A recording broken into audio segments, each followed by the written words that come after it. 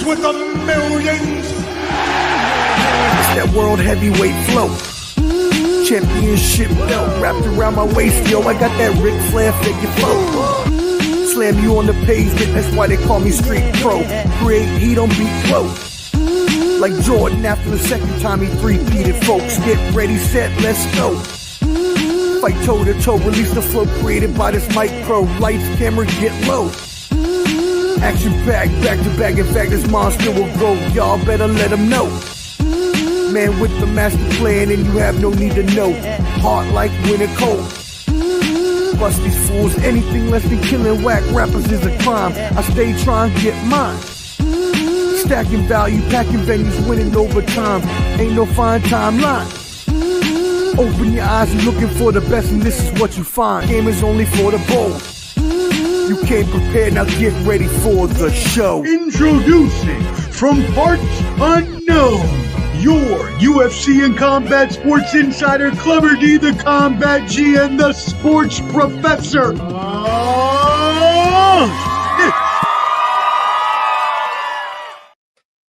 Yo, what up, friends? You know what it is. Ball and Buds back at it again. It is your favorite combat sports duo. I got to update that song, though, because when we first started this, Clubber D, we started it as a UFC show, but it has grown to be so much more because your expertise is so much more than that. You are also our boxing insider, and this, y'all, is Ball and Buds presents Clubber D, the Combat G's boxing extravaganza for this weekend's huge fights. I am yours truly, Omar Professor Fonseca, and this is my brother from another who is also, may I say, having an amazing, huge weekend this weekend as well. I will not splurge the details, but may I say, I love my brother very much and always wishing him the best of weekends. My friend Clubber D, the Combat G, how are you doing today? We can't tease the folks. They all know that this is my birthday weekend, and I've already got so many draws and bloomers for some of y'all's mamas. Some of the 10s, they've been used, some have been used. Number 2 not in it, but you know, some of the old juice from the other day. But anyways, today my birthday weekend is this weekend, so show your boy some love. If you're gonna give me anything, a $300 minimum gift card from Best Buy, but that's it.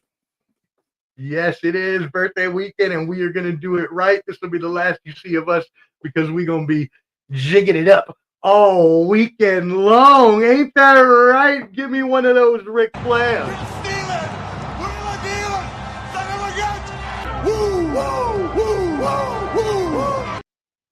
Yeah. Hint of Jay Lethal in that. Little hint of Jay Lethal.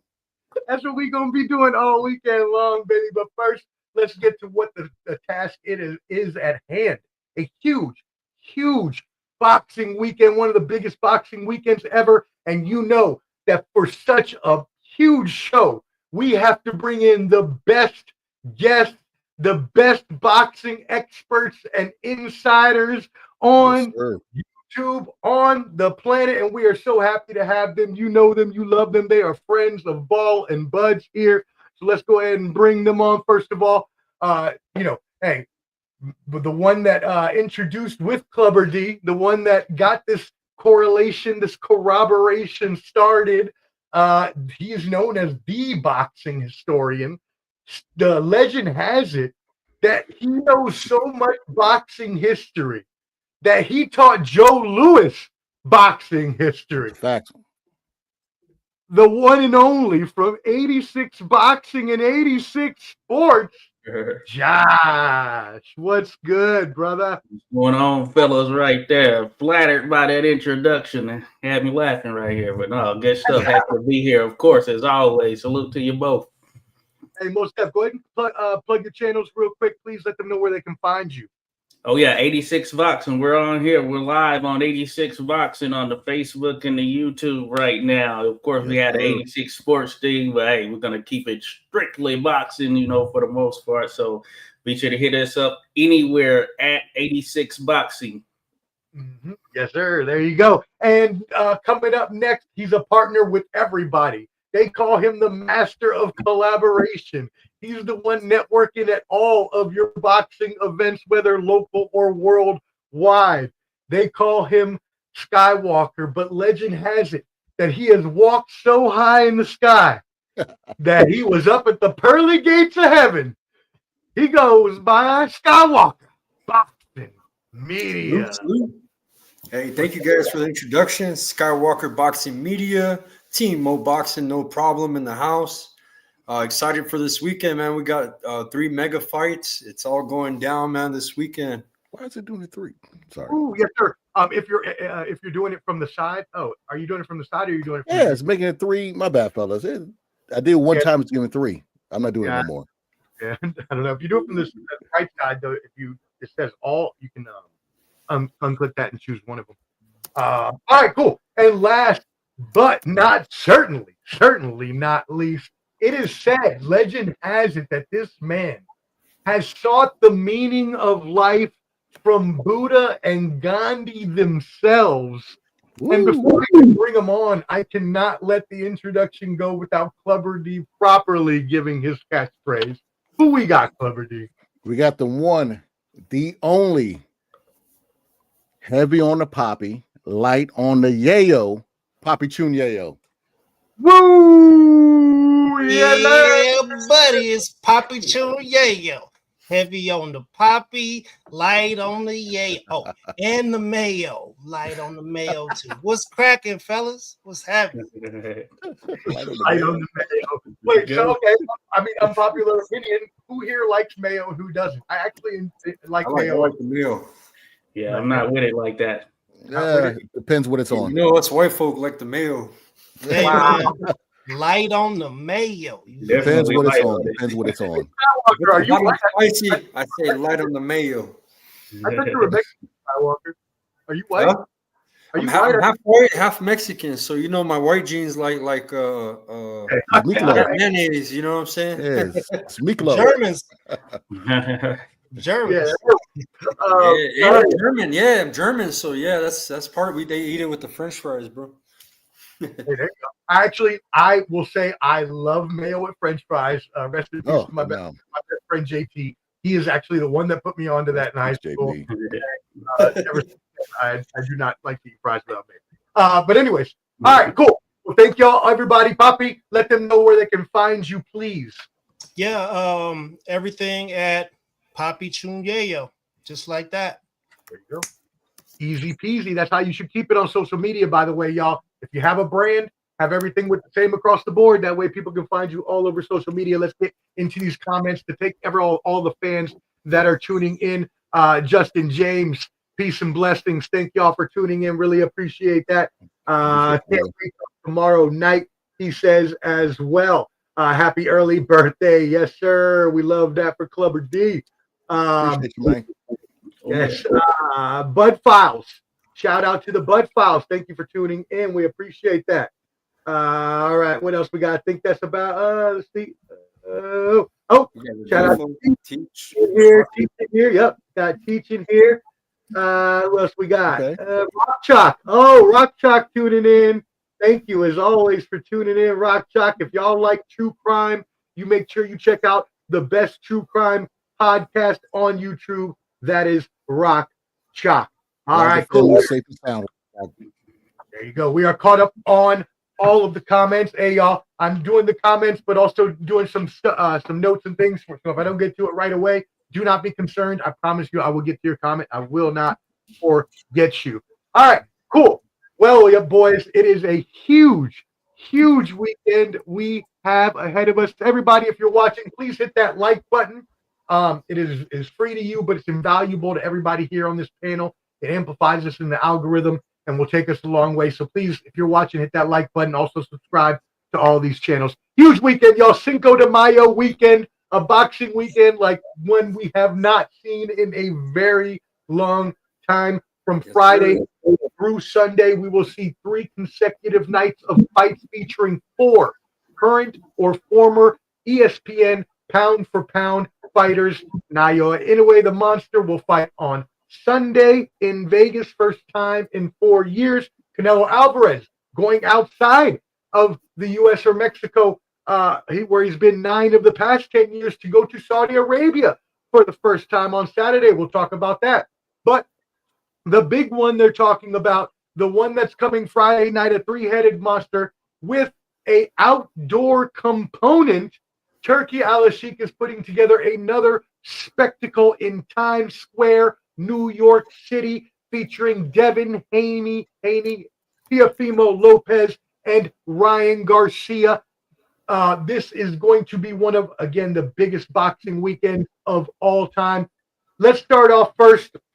Again, we got to talk about what's happening in New York, right? It's not just the fighters, it's the venue. It's going to be outside. We don't even know what to expect. We do know we will see Teofimo Lopez defend his WBO junior welterweight champion against undefeated Arnold Barboza. We do know Ryan Garcia will fight former junior welterweight champion Rolando Romero. And we know that former undisputed lightweight champion Devin Haney returns against Jose Ramirez. Other than that, other than the Fatal Fury City of Wolves, we do not know what else to expect. So before we get into the actual matches, I just want to get a quick, thoughts from everybody on what do we think about this huge boxing weekend and New York, the spectacle that Turkey's putting together. Clever D? First off, I want to talk about y'all better buy that goddamn video game because they be pumping it down our goddamn faces. Fatal Fury, I don't know if it's on PS5, PS3, Nintendo, Sega 16, Sega Saturn. I don't care what it's on. Buy that goddamn game because I done seen it overseas. I see it now. Buy that game. Second, this just shows you the budget they have. I think it's a $1 trillion budget. I could be wrong, but to shut down Times Square, that tells you how much money everyone else is up against. So that's why all the other major promotions it's get down, lay down season. Everybody's getting down and hopping to Turki Al-Sheikh. But this is what money does, and I'm all for it because I want to see big fights. Yeah. You're not wrong though, because it was actually in the main ring at WrestleMania, as you would remember, because I was like, wow, they are everywhere. Josh, what do you think about this amazing weekend? Crazy. Just the thought of shutting down Times Square for any type of event outside of the ball dropping on New Year's. But that being said, for a boxing event at that, I think that's major as far as attention. Yeah, definitely a lot of moolah involved, but I think it's major because of, or for attention as well, because I feel like mainstream media probably will pick up this one here in the aftermath just to mention it because it's such a audacious thing that they're doing right there, right in Times Square. And as I understand it, if you're around there, you can just watch the fight. It's free. You can just watch it. So that's crazy. Yeah, no, that is crazy. You are right. If you are in the area, you will be able to watch the fight for free. Most of the ringside seats are said to be reserved for obviously rich people and the people that Turki Al-Sheikh wants to be there because, as we said, right, and as Justin James says, a lot of money, though. And I want to know, how much money do we think it actually took to rent out times? Like, how the hell do you shut down New York, like Josh said, other than the Bobby, what do you think? This is like who's your daddy moment. Basically, this was who's your daddy? Like, didn't we tell? Wait a minute, we're gonna shut down the most famous city in the world, and we're gonna put some jesters on stage. Midgets on tricycles and unicycles. You know what I mean? Like that's what we getting ready to get. And I don't know, if you got money, I guess you could do whatever the hell you want to do. How about that? Right. Billions. I mean, nothing else needs to be said. That is exactly how this is going down. Skywalker, what are your thoughts? Man, this is amazing, man. One of the best fights last year wasn't as far as competitive, but the Devin Haney, Ryan Garcia, to have both of them on the same card, it's crazy. You got the buildup between Teofimo and Arnold Barboza. They hate each other. Arnold Barboza has been chasing Teofimo since Top Rank, and now he's with Golden Boy. He's getting that shot. He's happy. It's a crazy weekend, man. We got Canelo in Saudi. That's big too. Skull's been training hard. I've been keeping an eye on Scull too, man. Scull looks like he's gonna bring it. You know, it might be a better competition. I think maybe we'll see what happens.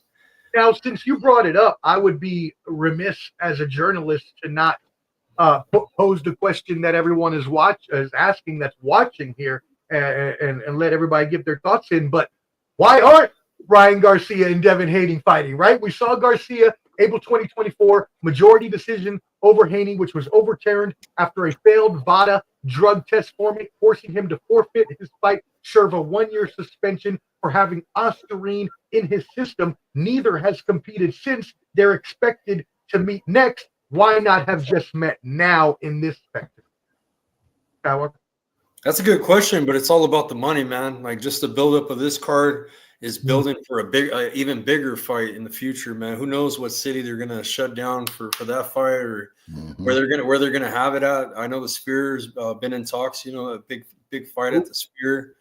We'll see, man. It's just the way business is. It's just his first fight coming back. First fight for Devin Haney after taking that L. So it's both their first fight. They're on the same card. It's just building it up for another massive card. Okay, yeah. Poppy, you got any thoughts on that? I feel like they basically are going to need to have, because everyone was expecting them to fight. Everyone was expecting their next fight to be that fight, and well, a lot of people expected Devin Haney to have fought already. Right. So look, bro, they're That's gonna have to wait till some of these ICE agents get freed up. You feel me? Because I promise you right now, if Devin and Ryan was fighting, it would be some people that'll be sweating like a motherfucker. Like, man, I want to go out there and talk shit to Devin, but I ain't trying to get snatched up. You feel me? Yeah. Hey, man, I'm shooting. You feel me, y'all? We trying to bring all the belts back to North America. Can we get along for that? Otherwise, I got jokes for days. You feel me? Yeah. We heard some of the things that slipped up at the press conference. We heard about bananas showing up at people's hotel rooms and things like that. Yeah. So the daddy is like, okay, listen, I'm a put my kids down together, and we're gonna shut everything down in New York City. And if I like this, then you know what? Maybe we'll give you guys that. So it'll happen. It's just too much money to be had, but just don't come for me. I got jokes. John, anything on that? Hey, I think that, it's one of those situations where I think the De Niro matters right there. They want a little build up, and then they're going to make it mega here towards the end of the year. So I expect it to be next for both of them. And I'd imagine one or maybe even both of them, they might not have wanted it right then and there, just to get a filler, because they've both been out for, I guess, it's that last fight for each of them, essentially. So that's a good long period for sure. Yeah, that is a very, very good point. Kenyon Lofton says Ring has truly become the only boxing vehicle that matters. Networks and promoters don't matter anymore. Gold standard has been set. Morning Wombat, best boxing combat content on YouTube. Yes, Morning Wombat, we appreciate you. Everybody, make sure you subscribe to everybody here and like them as well. Liberty, what do you think about? Do you have any extra thoughts on that, or you agree with everybody on the Garcia? Pretty much agree. I'm talking about like Garcia and a Haney not fight. It's because I think Haney did need that time off. He was killing himself just to make 35. Then he had the two fights at 140, and when you fight, you take the damage he got. Everyone's like, oh yeah, Garcia knocked him. He didn't knock him out. He went the distance with him, and when you fight somebody, that's they got steroids and whatnot, and the ridicule he took. So he needed to get his mind right and get his body right. Because the dude's been fighting since he was like 15, 16, fighting in Mexico and stuff. And Garcia, I think people complain about him suing, but he would not have got he wouldn't get the rematch if he didn't sue. So one had to happen so they could fight, because Garcia did not want to give him a rematch. So he had to sue him to get the rematch. Now that's why he dropped the charges. So it's tough tune-up fights for them both. But yeah, I mean, I think that's the reason why they couldn't do the fight straight up. They had to fight somebody, build it up a little bit, and then go at it. So man, I would have pulled a Conor McGregor, bro. I would have found me a dolly. And I'd have tossed that mug across the table and tried to hit him in his head. He got the complexion for the protection. He got the complexion for the protection. Devin ain't got that. I'd have tossed I'd have threw a chair. Something's getting launched. We can't be in the same room, bro. I don't know how Turkey al-Sheikh is messing with what he said about Muslims and blacks. And we can't be in the same room. As you all have previously said, plenty of times in this brief discussion, money talks. I think that is the theme of what we're seeing going on here. So let's get some more comments here before we actually move in to some of these weekend fights, so we can acknowledge everybody tuning in and watching us today. Gray Fox, hello everyone. Yes, shout out Gray Fox. We appreciate you. Daniel Barry, yo, and everybody watching on Let's Talk Sports. Appreciate y'all. Is where they are tuning in from. We always have a lot of watchers on Let's Talk Sports. So we appreciate that. The game's on PS5, apparently. The Fatal Fury. Rodolfo also says that the Canelo card is being sponsored by the new Mission Impossible movie. So there you go. One movie. Elizabeth Gilbert. I actually, you know what? I've seen brief parts of Mission Impossible, but I do not even like the Mission Impossible movies. I've never seen them. I don't. I've never cared for them at all. Greetings to all 86 proud mom watching. Salute, Ms. Gilbert. Salute. Let's see. Bianca, yes, out there with Rock Chalk. We appreciate you. Down under. The Australia crew. Yeah, Joshua Brewer. Salute. We appreciate you as well. Carlos says TO by decision. We're going to get there in just a few minutes, but thank you for tuning in. We appreciate it. Alf, I don't know what that means, but I loved Alf when I was growing up. I was actually Alf for Halloween when I was 5 years old. My mom bought me the whole costume. It was amazing. Sad ending to that show. Gordon Shumway. That's a funny name, bro. All right, let's go a quick around the horn real quick. Aside from Alf, what were some other favorite? It doesn't have to be like a favorite or top five. Other favorite childhood sitcoms. And Friday night, you knew where you was. TGIF, you knew where you were. You knew. I don't know. Somebody said Carlos Amio was watching Punky Brewster. Punky Brewster. Punky Brewster. Carlos, you was watching Punky Brewster. I know it. She had a movie too. Carlos, defend yourself. Anybody else? I used to watch Dwayne's brother. That's my throwing. Dwayne and Martin, of course. Oh yeah, Martin. And Fresh Prince.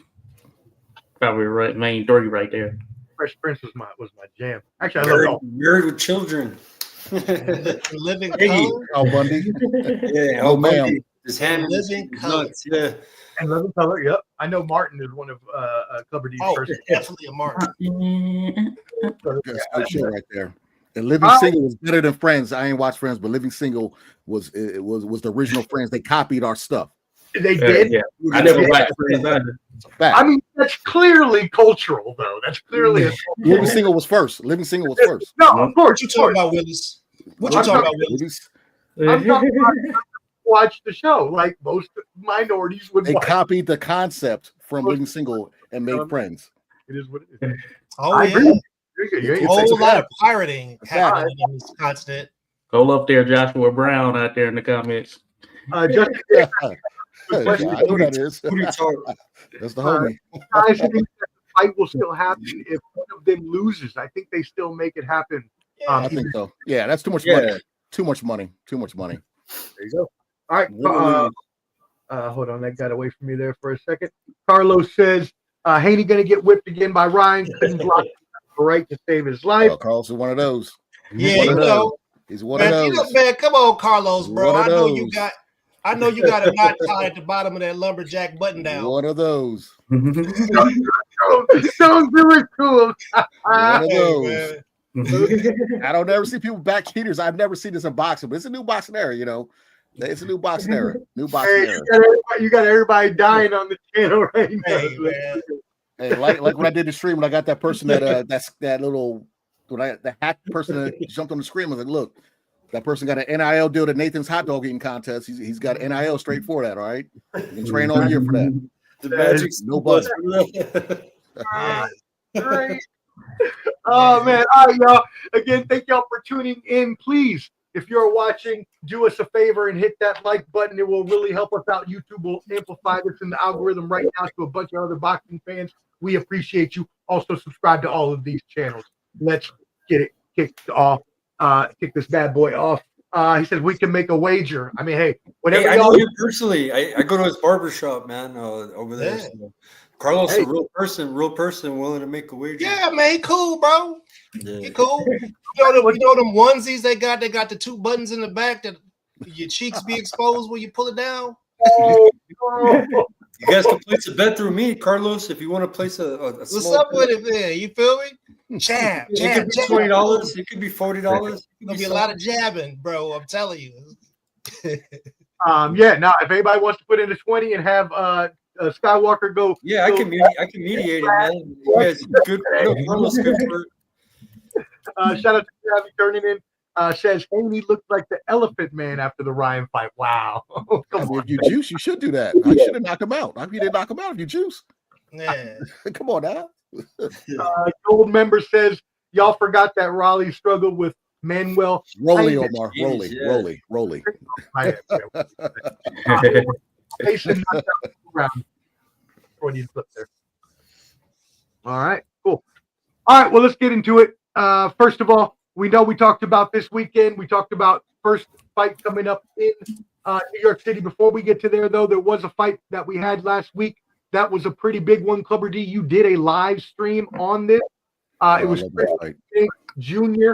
versus Conor Benn in a middleweight 12-round bout, which was decided 116-112. Unanimous decision for Eubank on all 3 cards over Ben at Tottenham Hotspur Stadium. So this was a bout that was originally scheduled in 2022 and was canceled and was brought back. Clubber D, you did this live stream. Let's start with you. What are your thoughts on this fight? I mean, the first big thing with the fight was that Senior showed up, because we all know the history of them not talking to each other for years. I don't know if it was around when his brother passed away from a couple years ago, but they don't get along. And the fact when that, I don't know if that was a Maybach or whatever that was, I pulled up and he walked out and they walked out together. The whole crowd went crazy. I forgot who was fighting. I think Liam Smith was fighting at the time. They were like, damn, that fight. Everybody was just cheering, jumping up and down. I saw someone threw up fish and chips in the air. Like, oh man, look at that. So they were psyched when they showed them on the screen. So that fight did good. I think I read today it did 620K worldwide, which is amazing for a non-title catchweight fight, which is phenomenal. It'll probably be it'll go down as top 5 British, in boxing history. Not say modern day British boxing fights, but yeah, I loved it. Eubanks, I was a little scared because of the weight cut. He looked definitely in the weigh-in. If that was in America, they probably would not let that go. But I know he went to the hospital after and he's out. But yeah, he put on a good show. And Conor Benn he's gained my respect. I thought he was just a chump, but he gained my respect in that fight. Josh? Yeah. Oh yeah, a round of applause to both of them. They were in the hospital for a few days afterwards, as I understand, but they put it all out, in multiple rounds. And then the way they finished the fight, it's got to be one of the best finishes when you just think about some of the great fights where you can see that both wanted it. It was written on their face, and they both put out in a major way. I thought it was a solid fight from an overall perspective. You had good back and forth action throughout, and certainly you could see where it looked like Ben was going to prevail there early on. And then, of course, Eubank started to get his footing come on. That size came into play, I think. And Ben just never could quite crack him enough to send him down. But he was landing some pretty solid shots. Maybe if that were 147 and he was in there with someone at 147, maybe even 154, it would have done a little bit more damage to actually put the fighter down. But I give it to Eubank because he was taking him and he dished some of his out as well. And I thought it was just a good little classic fight to try and follow up on what their fathers did. You know, it could have gone far worse and it could have been an absolute stinker. But I think it lived up to a good deal of that hype that was put behind it. And you can see the animosity between the two. They didn't even really acknowledge each other in the aftermath of the contest there in the ring. So there's still something there. Yeah, I love that you pointed that out. And Clubber D, you actually did a short on that, but how you talked about how their fathers had their own fight, which it was just, I found that really important to bring into context before this fight. Poppy, what do you think about that? Yeah, man. I mean, Eubanks Pop showed up like King Jaffe Joffa off of Coming to America in this motherfucker with the fur on, bro. And the woolly mammoth. Like, yo, you know what I'm saying? He was like, it was like Jeffrey off the you know what I'm saying? From a good Will Smith. So it was like Jeffrey fighting Jeffrey, bro. Like, just it was cool, it was smooth. Listen, it was action packed. You know, if I'm being honest, completely, I feel like Eubank really needed to just go in there and knock the kid out and beat him up in order to get the full credit that he deserves. Because obviously he's the bigger fighter. You know, it's arguable who has more skill. It's arguable because, I mean, oh boy is very explosive. You know, he's very explosive. He reminds me of Keith Thurman in his prime sometimes when he does some things. I'm not saying he's at the same level, but some of the things one time you should do, you know, I see that with him. And I thought it was a great fight. I'm here to see it again. You know, that's the biggest fight over there. And there's two B-level fighters, and they're just putting on a show. They're giving the fans what they want. Have you guys seen the promotionals?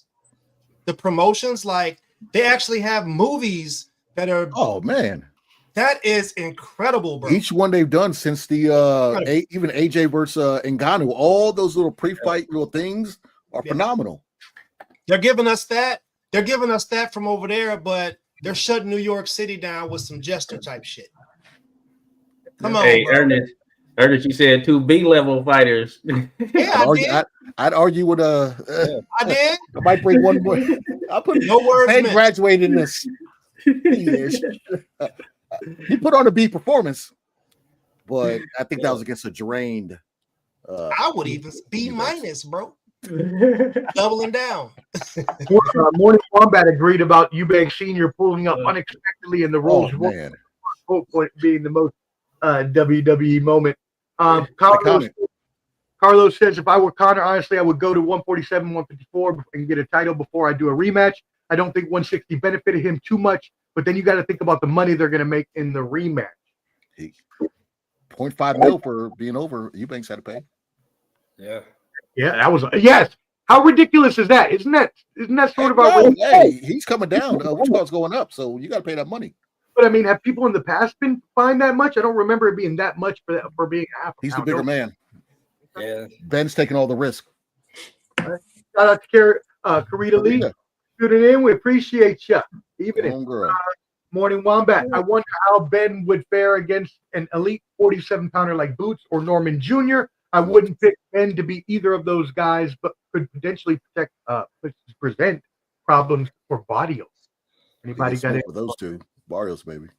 Yeah, that's what he obviously called Barrios out because Barrios would be seen to be the weakest link, like George Kambosos was when he had the belt.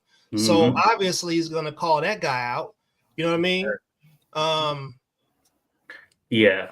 That's probably his best chance at a title at 147 for sure, because Norman Jr.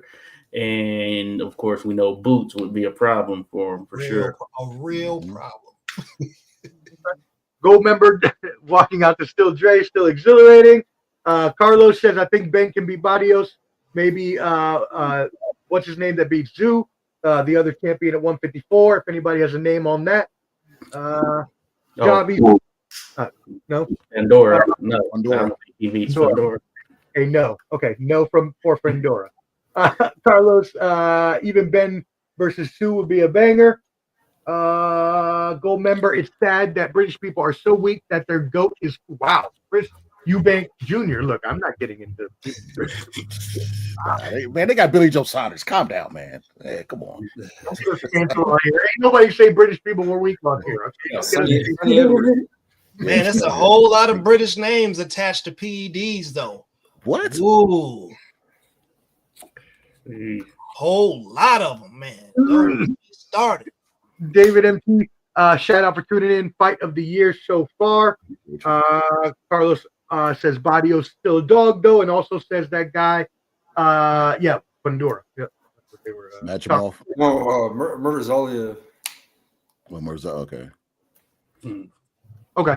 And does anybody think he can? Okay. I thought the fight was great, man. I seen Eubanks getting kind of tired in like rounds 8 and 9, and then like he dug deep, bro. Like I give him mad credit for digging deep in rounds 11 and 12. That gave the fans a really good fight, even though he didn't have a lot on his punches. They were just throwing, bro. So that was pretty dope, man. It was a war. It lived up to the hype, and that's all I got on it, bro. It was a good fight, man.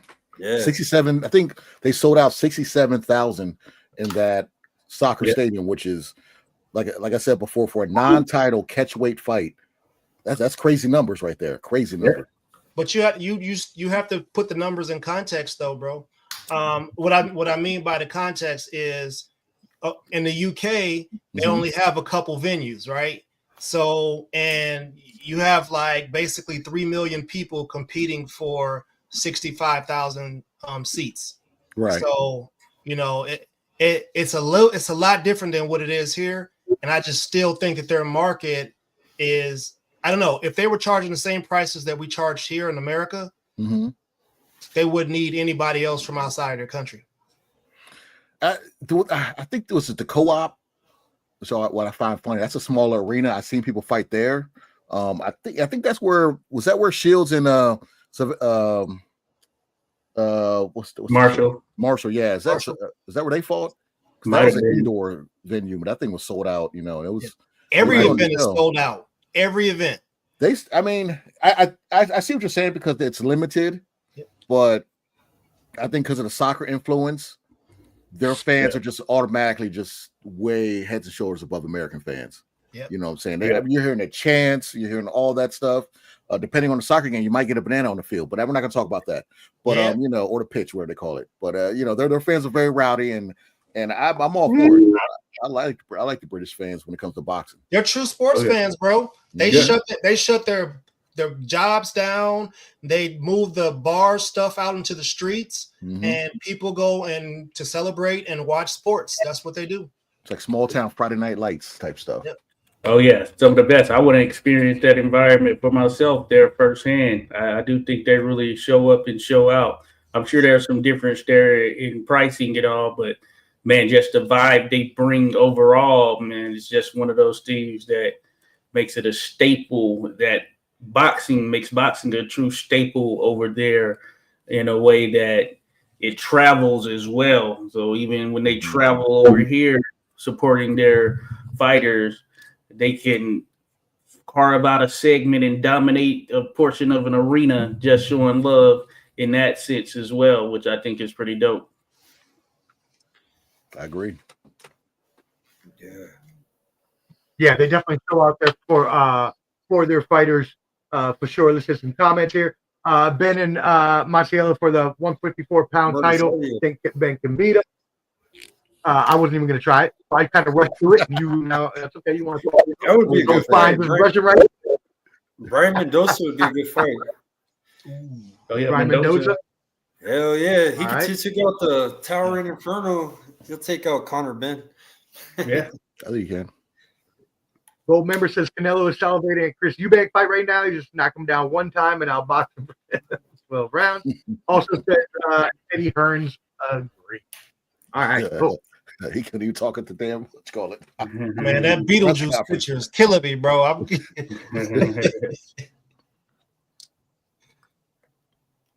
right, cool. So let's get into the actual boxing cards now. Again, everybody, please make sure you hit that like button and subscribe to all of these channels. Friday night, New York City. There is a huge, as we mentioned, card. But first of all, I know there was a mention of wanting to talk about a young Japanese star, Raito Sumi, who is an undefeated prospect coming up. Josh, I know you really peaked when I mentioned his name earlier. You want to start us off? Well, He's I fighting. don't really know him.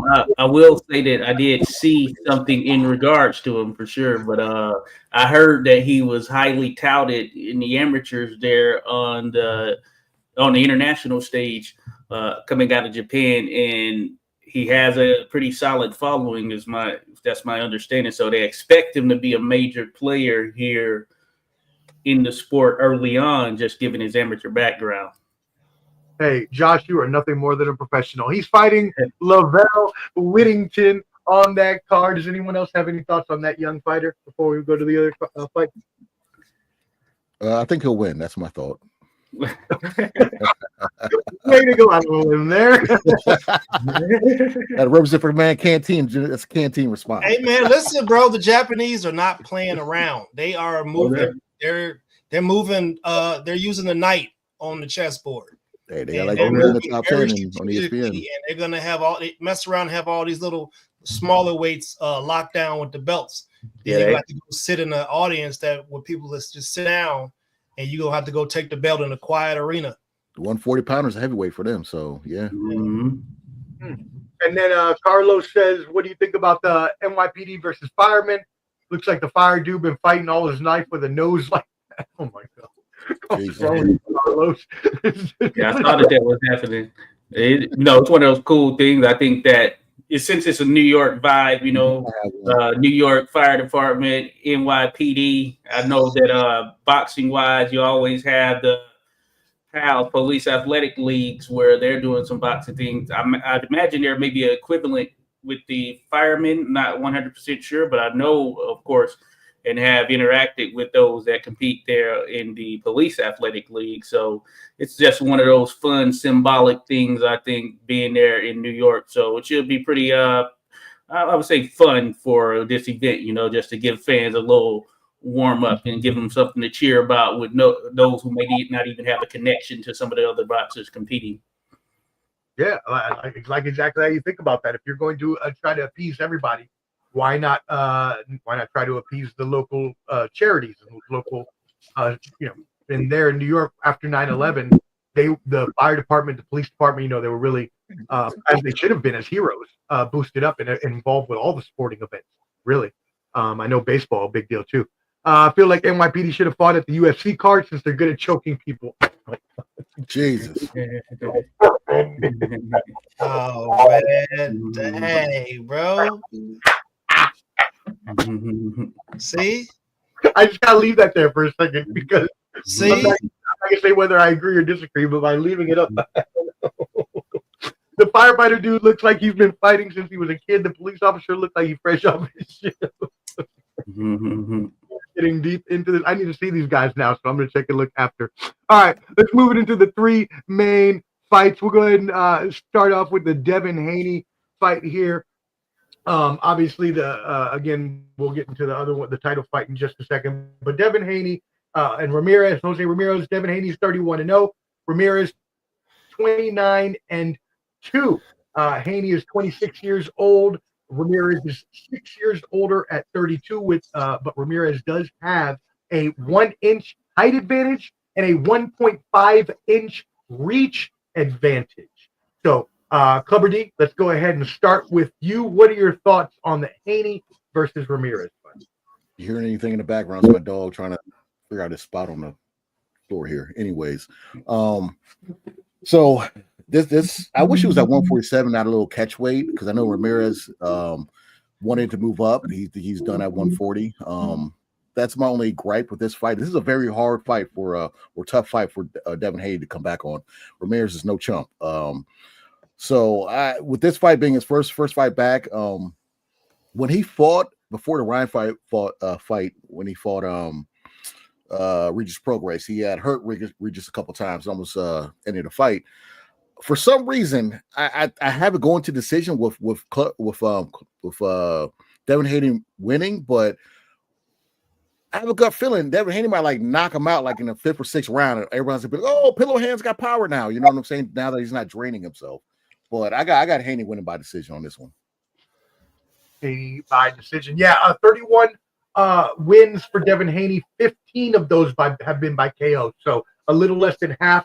There, a lot of people do say, right, pillow hands, whatever. Ramirez, on the other hand, 29 wins, 18 of those by KO. So a 62% there versus Haney's 48%. Josh, what are your thoughts on this fight? I think Jose Ramirez is an exciting fighter, or has been an exciting fighter. His best fights, best days, 140 pounds. And his best fights and best days, in my opinion, are likely behind him a bit.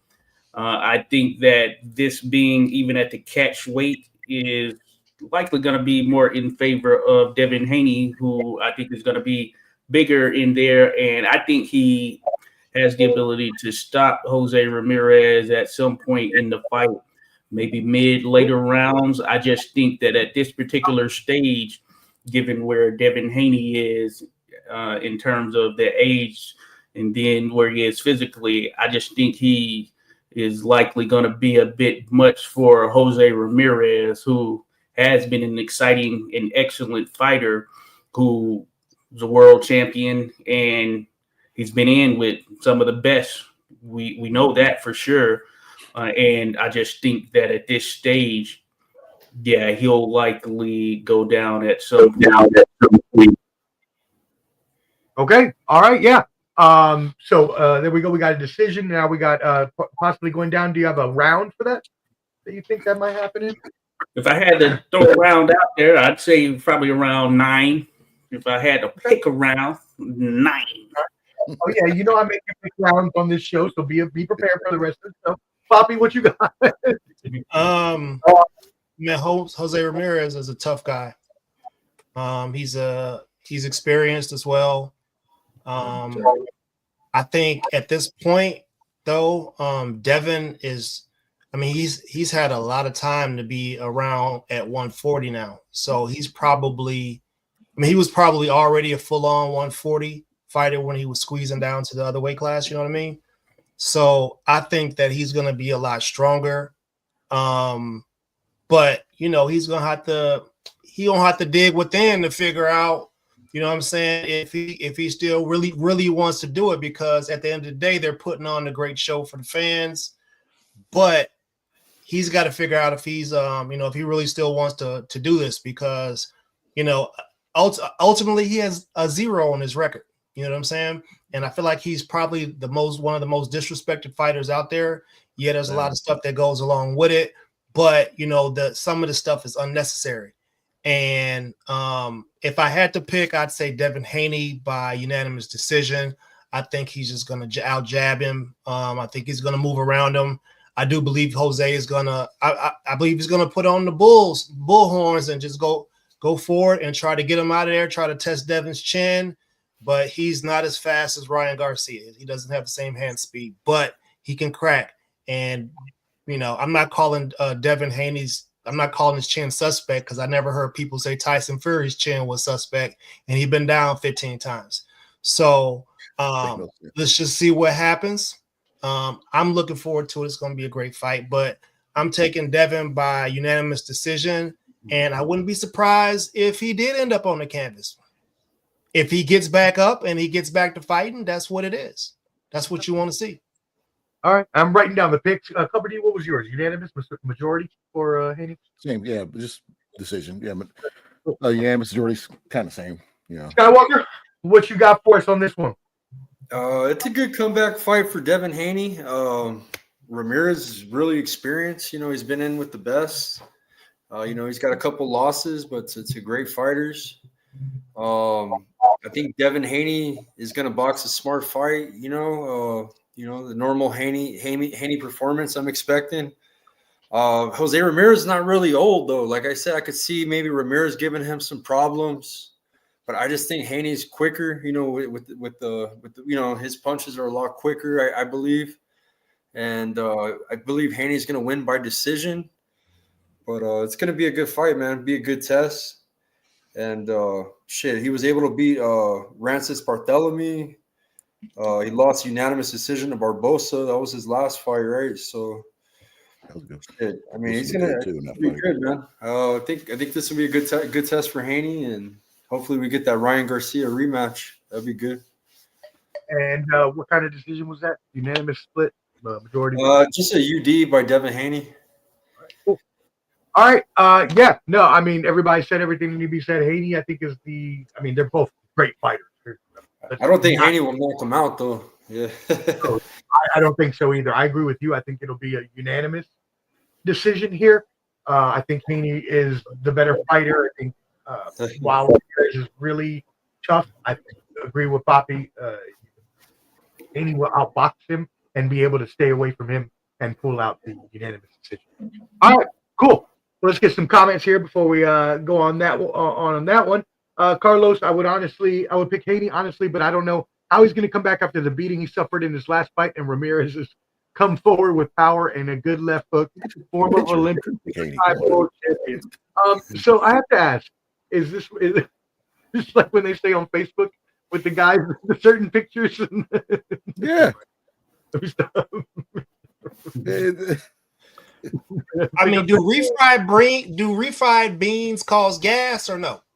Exactly. Like I didn't want to be too out there with my whatever the fight would be considered a pillow fight. Wow. Okay. A joke, we think. Teofimo Lopez ain't in that pillow fight and stance, because when's the last time he had a knockout? No one ever says that. Why is that? I don't understand why Teofimo ain't part of that. Right, man, listen, bro. To be honest, how is Devin Haney? How is that fight not the main event?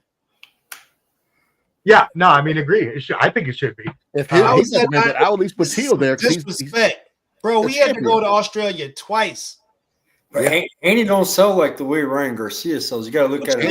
Haney sold out more. Outsold Ryan. What? He's outsold him. Devin is not on the same level as far as selling stadiums out like Tank is, but he's been getting money for a long. He put Ryan Garcia got the casuals, bro. I'm telling you, man. They've only showed up for one fight though. They didn't show up when he fought Durante in Houston. They were at tough time selling tickets. Ryan Garcia fans be doing TikTok dances. Oh, they be glazing. You got a lot of casuals, man.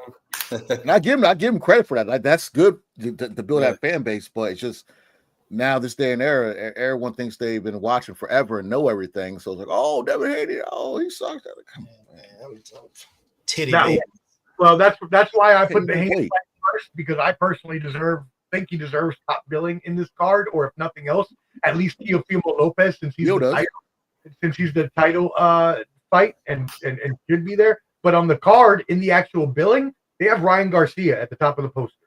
So because they want the casuals. Yeah, that's what it's targeting. Oh, it is. Carlos got a good point too. And Barboza could have been the main event too. That's what I think it should be. 31-0, and then you got Teofimo. It's a title fight. Yeah. Carlos, he liked the texture of Teofimo's bondage mask. Oh, he's one of those. Oh man. He said he liked the texture on it. Oh man. Remember, he was a casual. Was a Ryan casual. Ryan. Yeah. See, man. There you go. Yeah. Hot take. Admit it. Thank you for tuning in. Devin only picked this fight because he's afraid to fight competition. Shout out, fellas. Cover D, Professor Wild at the gym. What up, Hot take? Speaking of casuals. Lakers / Spurs / Yankees fan. Like, stop talking. Don't talk sports. Morning Wombat. I'm picking Haney by decision. I just checked the odds. Haney is currently 1,200. Yes, that does seem a bit wide to me. I don't even know. Is that right? That can't be right. That cannot. No, yeah, it looked like easy work. Yeah, that's what minus 1,200 sounds like easy work. That can't be right. Damn.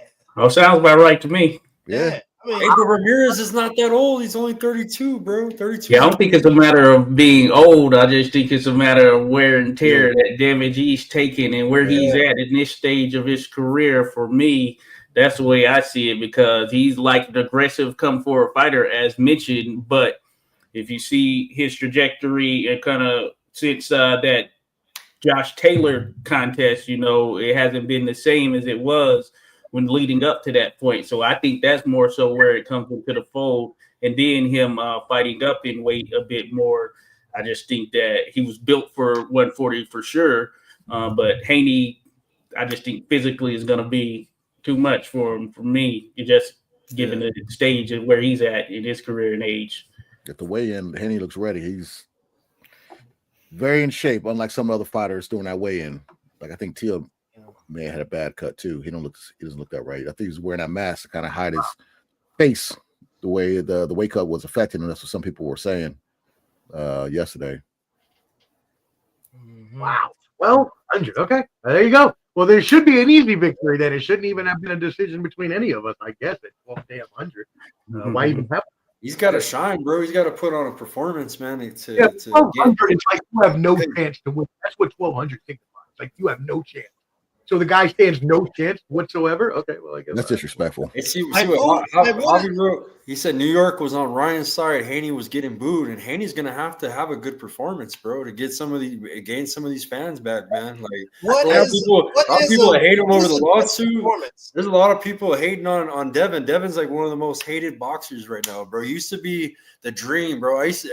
Nobody really talked shit about him a couple years ago. They would say, "Oh, he don't got knockout power." That's about it, but it's kind of transformed to where he's the person that gets all the hate now, So it's just like wrestling. It's just like wrestling. A lot of people who don't really know the sport are booing just to boo because Ryan Garcia calls people bitches and stuff like that at a press conference. Like, oh, look at him. Ain't even Devin talking shit. It's Bill be talking shit, bro. Him and De La Hoya are about to fight, man, at the weigh-ins. You know what I'm saying? Oh, Bill's loud, bro. Bill be getting into everybody, bro. Teofimo dad talks too. Oscar got some jeggings on and a fishnet tank top on under whatever he wearing.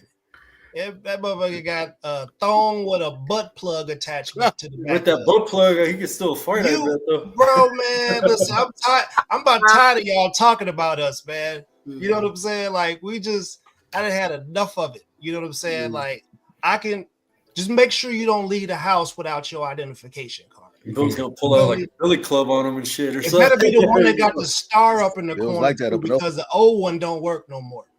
Bill's gonna go hood on him, huh? Keep playing with He's that dude up in Oakland. He's that dude up there.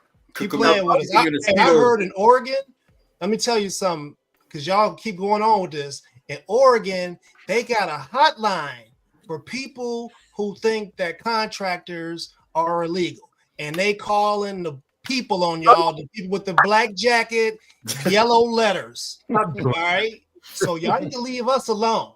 That's what I'm saying. Stop doing that to them. I hit the hotline, my guy. Hey, contractor, roofing. All right. You know what? Knock it off, man. Let's all get along. You're not getting all jokes aside, I do have a question here though. Carlos says, all jokes aside, when Teo is on, he probably beats all of them. This is a question I wanted to ask while y'all were talking. So my question is, who is the best fighter on this card? Because if we think about it, right, remember Lopez obviously defeated Lomachenko back in 2020 to become the unified champion, dropped to Kambosos. Then Haney beat Kambosos in 2022 to become the lightweight champion. And then again in a rematch 4 months later. And then Garcia has looked dominant against Haney, but then we know that he also had to get it pulled back because of the failed drug test. So when you're looking at these fighters, who is the best fighter on this card? Haney, Teo. To me, Haney, I would say I want to see Teo Barboza kind of decide that, but I'll just say Teo just for S and giggles. Then are we just doing everybody or just the main three? Just the main three. Let's keep it'd be Devin, Teo, then Ryan. Okay. Josh? Agree? Yeah, that's a very interesting one there. Certainly an interesting one in terms of who's done the most. Certainly, I think that is Devin Haney. I think Devin Haney has done the most out of all of them on this card. I'm picking. Well, I'll get to what I'm picking for Barboza versus Teo. But that being said, yeah, I think it is a mixture of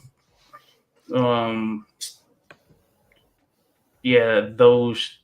I don't know. I don't know. It's tough right there. Devin Haney has done the most, I would say. It's hard to say which one is the overall best, because any given night things can change for sure. But I like Ryan Garcia. I do like Teo, and I like Barboza as well. So that makes it very interesting. Yeah, but I'm gonna go with probably just as far as the accomplished Devin Haney for sure. Okay. Yayo. It's a tough one, bro. And it actually is tough because, not to aside from his personality traits, Teo is actually very good. He's a good boxer. He is athletic. He's skilled. But damn, Teo, why you ain't go get that Kambosos work back? Like, don't you know what I mean? Like, wouldn't you want to go fight Kambosos again to just clear the air? Okay. So just because of that, I gotta knock Teo down. So I think it's between Devin and Barboza, right? So I think it's between Devin and Barboza, honestly. And if I had to pick between two, I need to see that fight. That's a great fight. It's just a great fight. That's what I need to see. But ultimately, I think that Devin has a lot left in the tank, and he's just gonna be the media has chosen the role of villain for him. So that's what we got. Devin is the villain. Oh, okay. You go, Bob. Okay. No, we good. Devin's the villain. So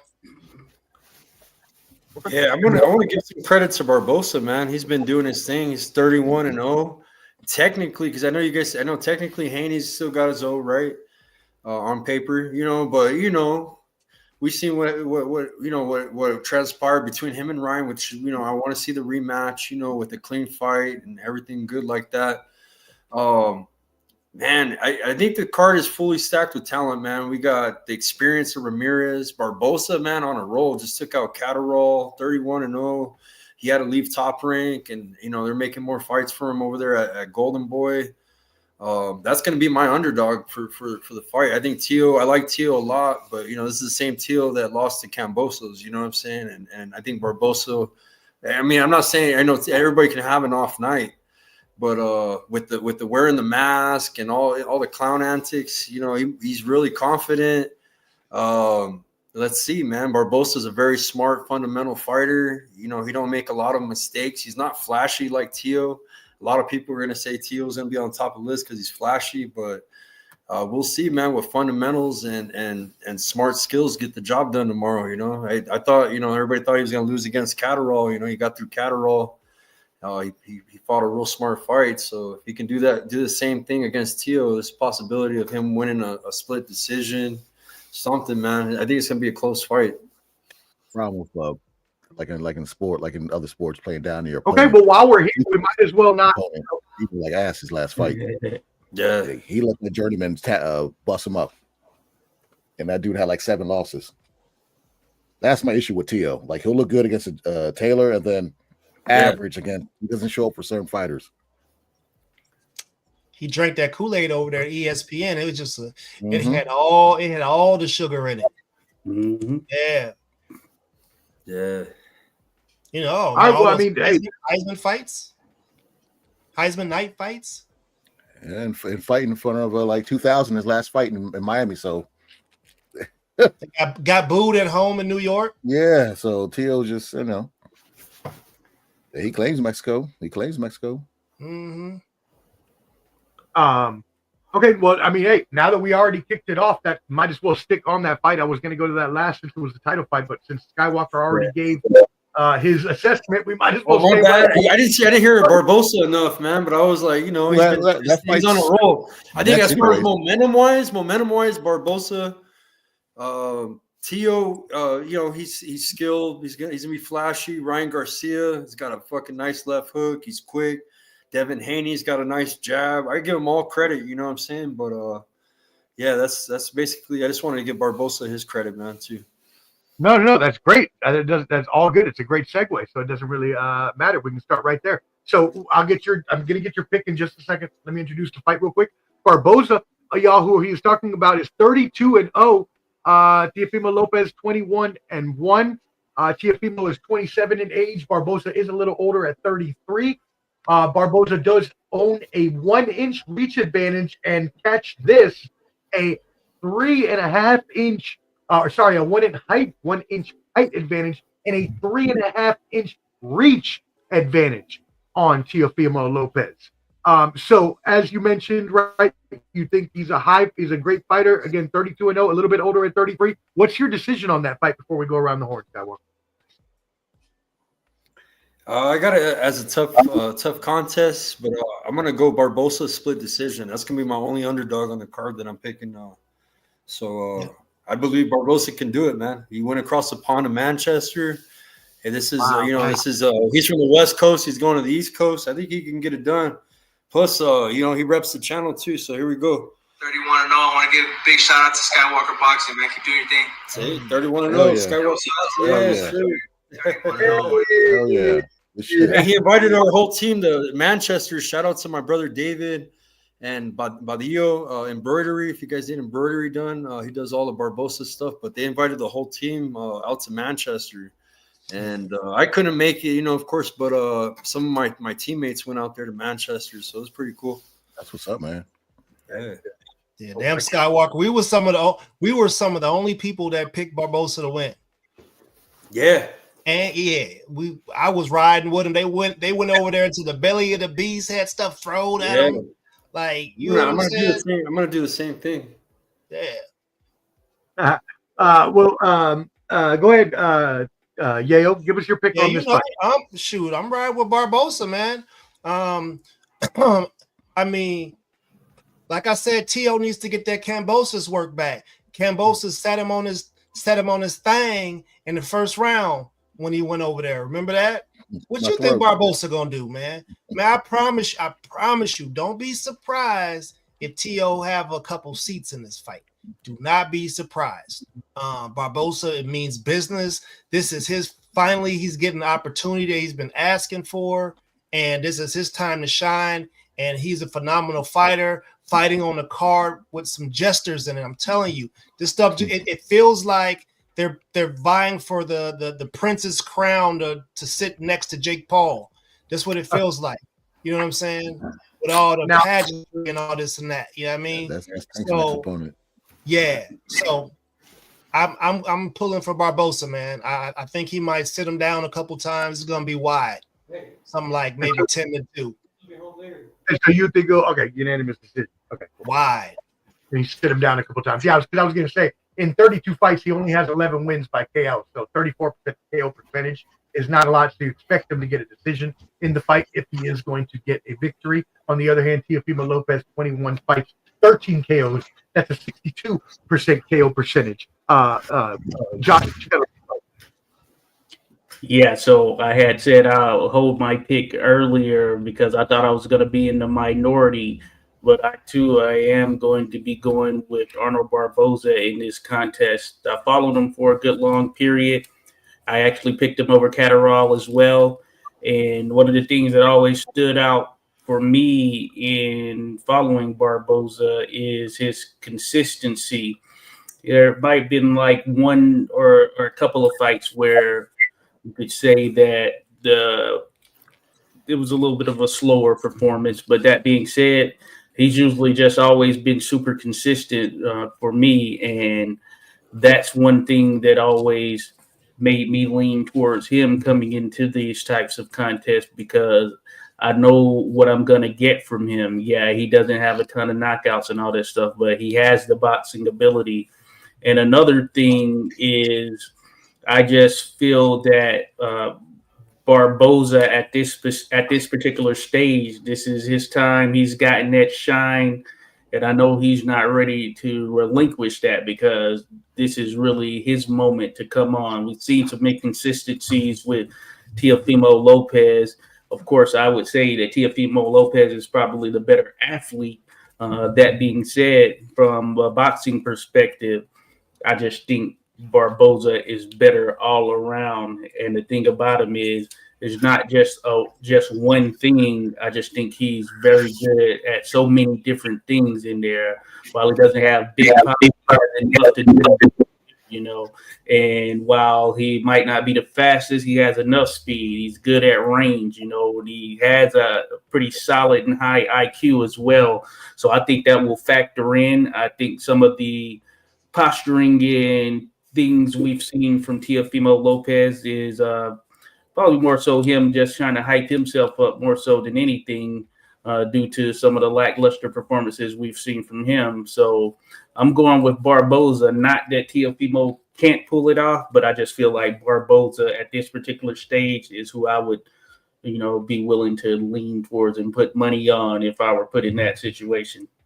And what is your pick? Is that a yeah, I'd go with, I think it'll be a decision. So, yeah, likely a split decision, majority decision, somewhere in there. Split decision? Which one? Split or majority? Which one do you want? Maybe a majority decision, just to switch it up. Putting you on the hook. All right. Cool. Cover D, what you got? Yeah, everyone kind of said what I was thinking, and we might have a clean sweep on this one because I put in the picks earlier. I think this will be a split decision on Barboza. He's already went to the Lions Den, went overseas, and won, which is very hard to do. He's on a roll right now. It's his time. Teo already ducked him when they were in Top Rank. They said he was hiding him from Barboza, and then now they're fighting now, and he owes him for that slap from like 2 months ago when Teo slapped the taste out of his mouth.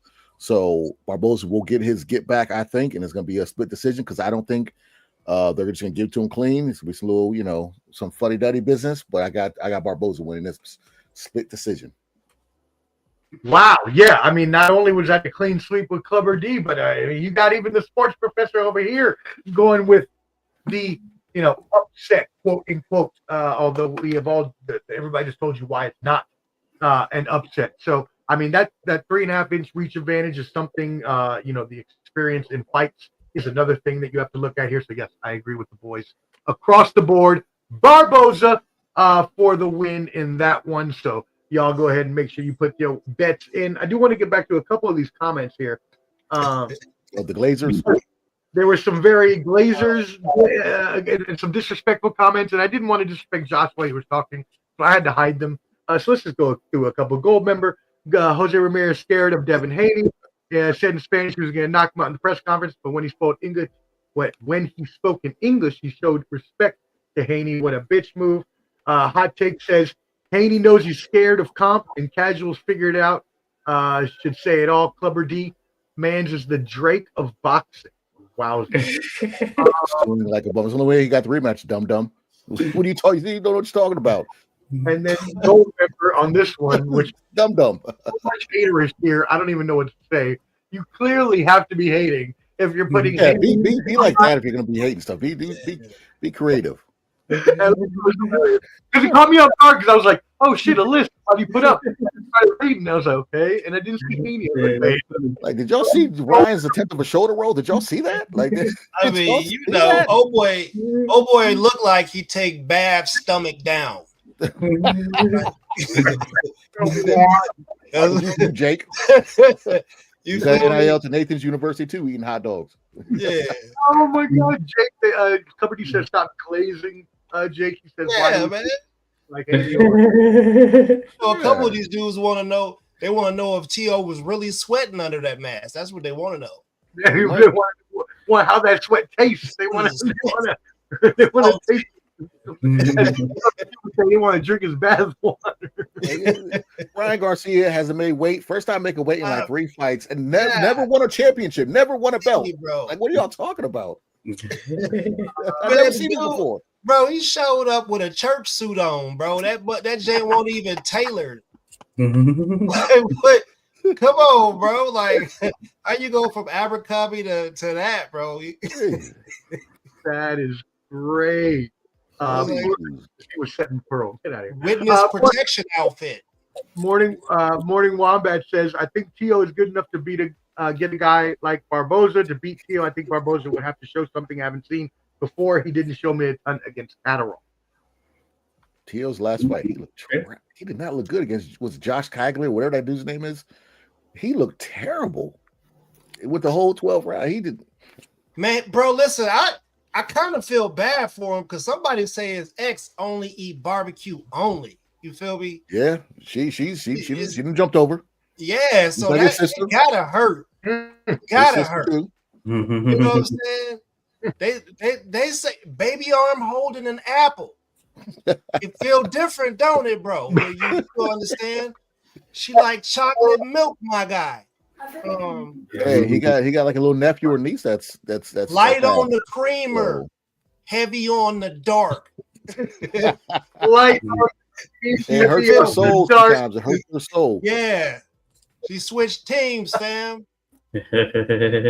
Our meat is seasoned all the way through, cuz y'all keep on playing with us. We're from South Zone to Lowry's. Yeah, you know what he do. When he searching his little dirty sites, he looking for BBC. B stand for black, don't it?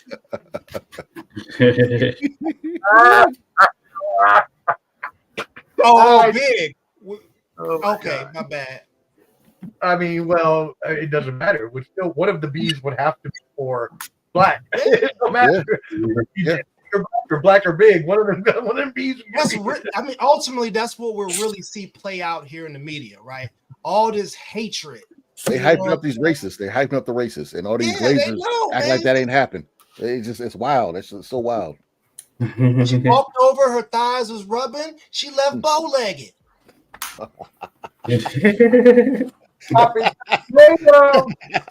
You can't get it back, bro. They pigeon-toed now. It's over with. Let me stop, man. Y'all quit it with this racist stuff, man. The feast is ruined. Knock it off. Hey, you gotta do what you gotta do. You gotta let them know something. Nuts. These nuts. Got him. Got him. These Great. Okay, nuts. stop. All right, cool. Garcia versus Romero. This is, he is the main event on the poster. So Ryan Garcia, 24-1. Again, I'm sure the Glazers are about to come out. 24-1 Garcia versus Romero, 16-2. Garcia is 26 years old. Romero, 39 years old. Garcia has a 2-inch height advantage and a 2-inch reach advantage. So going back around the horn, Skywalker, it's been a while since we heard from you. What do you have on this fight? I got Ryan Garcia knocking out Rolly in the 6th round. I don't know, man. I think Ryan has better form, throws his punches a little sharper than Rolly. Rolly's kind of like a come forward, aggressive. I think Ryan Garcia should be able to handle Rolly. But who knows, man? You never know, in a fight. So, but I got Ryan Garcia KO 6. All right. Yayo. Man, if I could care a little less about any fight ever, this would be it. You know what I mean? Honestly, Rolly, believe it or not, man, Rolly can crack. All right. just understand that Rolly can crack. Everybody who's been in there with him has felt the power that Rolly has. Rolly, he has a good follow through. Like the fists go through, he run the whole 90 degrees through there. You know what I mean? And so it's possible that Ryan could get caught and get cut. I don't know. I just don't. Everybody's saying knockout early. I don't think it's gonna go down like that. I think it's gonna be surprisingly a good fight, and we might mess around and get to the scorecards, and it'll be a split decision for Ryan Garcia. All right, Garcia split decision. All right, just to let everybody know, in 24 fights, Garcia has 20 KOs for an 83% KO percentage. Evenly matched here, though. Romero in 16 wins has 13 by KO, which is an 81%. So very close there. Josh, what are your thoughts on this fight? Okay, so interesting fight for sure. Probably less Well, I think there's some buzz there, but less buzz in terms of the expectation, because I think that a lot of people are going to be siding with Ryan Garcia as far as him being the favorite coming into this contest. I'm one of those people, of course, as well. But I do think Rolly is coming in as the opponent, and surely he does have power, and that could always be a changer, game changer, eraser at any point in any fight. I've been a little back and forth in terms of whether or not it would go or there would be an actual knockout in this contest, because you have the dynamic of Ryan Garcia having been out for a good period. Plus, he's coming off of an injury, and that's what stopped him from participating in that exhibition fight that he was going to do here several months back or whenever that was. But that being said, I do think that Ryan Garcia should be able to pull it off here over the long run. Yeah, I'd lean more towards a decision in Ryan Garcia's favor as well. And I do think that this fight is, it's either going to be one of those where we get what you could consider a barn burner, or it does have the potential of being one of those where it's a little bit ugly and a little bit slower paced, just given we don't know what we could expect to see, certainly out of Ryan, and in Rolly. Just depends on where his mind state is coming into this, especially knowing he's coming in as the opponent in this contest. So I would pick a decision in favor of Ryan, likely a unanimous decision. Unanimous decision. Thank you very much. Appreciate that. All right, Clubber D, what do you got on this? I honestly think that Rolly is I think he's kind of shot. I mean, the last fight when he got the Pitbull fight, when he was saying Happy Easter after he got his butt whooped, got knocked out. I know he won, move up to 147 a while ago. Ryan, on the other hand, looks a little different, looks a little chubbier. His voice is a little different, maybe off the beds, maybe who knows, doesn't look as in shape. But, whatever, going in there. With that being said, I honestly feel that Ryan's going to knock him out probably in like the third or fourth round, because Rolly is very lazy and keeps his hands down. And I think Ryan, that you can say what you want about Ryan, PD, no PDs, he still has his left hook. And I think Rolly's going to be right there for it. You know what I'm saying? So I got Ryan by knockout. I'm going to say fourth round. Okay, cool. Fourth round knockout. Morning Wombat chimes in and says that here it is. Rolly is super trash. I wasn't even convinced he was a top 25 for lightweight. Brings power and not much else to the table. Basically zero amateur pedigree. You remember that Barroso fight? Remember Ismael Barroso, the old man? Oh man, what is that? What? They gave that to him. See, Pop wasn't playing. Pop was not playing. Crack for real. Yeah. I got a friend from Albuquerque. Shout out to Fidel Maldonado Jr., bro. He had fought Barroso. He told me about him, bro. And hey, man, that guy can give credit to Barroso, man. Good. Oh, yeah. Can crack. His voice messed up because he's been taking toilet plungers to the uvula. That's why his voice is messed up. Hey, they kind of got the old Ryan out in this last weigh-in. It was kind of wild, bro. The last weigh-in, they really sold the show with the spectacle, man. Ryan Garcia started talking shit. So the old Ryan Garcia, the one we haven't seen in a while, the crazy one. Oh, it's there. He just it came back for a little bit, like a couple minutes, but you could use. See what the trick is. You do racist stuff. You crash out a couple times. You use the mental health card, and then you act normal for a little while, and then you do it again. You know what I'm saying? And you're selling tickets with that stuff. Yeah, come on now, like it's the play. Show. I'm definitely tuned in. I don't know about you guys, but this shit's better than any kind of like show coming up on TV. This is what you got to watch this fight. He nasty, right? You know that monkey that he was riding the car with? That monkey doo-dooed in the car, right? So how are you riding the car with open feces on the seat, bro? That monkey didn't have a pamper on. Yeah, that's nasty. Hey, what do you think? Anything crazy is going to happen in this fight? Something that's nothing crazy is going to decision. The city, you gotta This is happening in the city, bro. Right. Y'all remember when the dude parachuted in on Mike Tyson? It was Holyfield on a boat. I'm not going to be surprised if you don't see some wild stuff happen outside the ring. Yeah. Well, they only let a select few actually watch this. I think it's not for everybody to come up and just sit down and watch. I think it's like a very select few. I won't be shocked to see some wrestlers there also. What they gonna do with the rats, bro? Turkey ain't got that. I mean, he got a lot of money, but you can't get rid of them. That ain't in DC. Yeah, I got a picture of a dude who broke into an ATM machine in New York City, and he was number 2 in the trash can right in front of everybody. It's like, right there on the sidewalk. What they gonna do with them? Oh, geez, racist comment number 1. Let's see. That wasn't okay. Yep. Mm-hmm. There you go. They showed themselves. Yeah, I wasn't gonna. They showed themselves. They showed themselves. But anyways, so yeah, just to clarify, the people that are actually sitting ringside and will be in the stands are going to be mostly reserved, but they are going to be showing it on the Times Square big screen so that anybody around the area can watch it for free if they watch it on the screen. That's right. Just to let everybody know. As well, Can people pay for like nice, like actual seat? Can they pay for a seat here? I'm sure he'll have some open for purchase, but I'm pretty sure most of them are going to be given away. I think it's a select few. Man, you couldn't pay me to sit in the front row.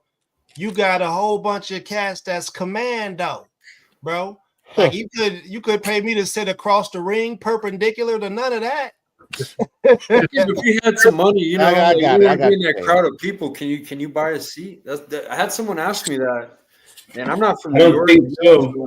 I think it's special access to get in between the gates right there. I think you got to have some kind of special credential or reserved or something to get in between the gates. But outside of that, my understanding, I think it'll be like when Eddie Hearn had that fight in the middle of Tulsa, Oklahoma. I think it was Tulsa or something like that. It was during COVID or something like that. It was just going down there in the street, and yet anyone can see it out within the outside of the confines of that little area that they have cordoned off. Yeah. Man, knock it out, bro. Don't try to explain yourself. Don't try to explain yourself. Monkeys ain't got no upper lips, bro. Don't try that. It's always funny when he catches it. It's like, oh no, that's bro. Monkeys ain't got no upper lips, my guy. I don't entertain that bullshit. Don't try to explain yourself. You good? I get you there for sure. Yeah, I don't understand. Our picks in on Garcia and Romero. Again, this is going to be a crazy fight. Now, I do have one question for you all.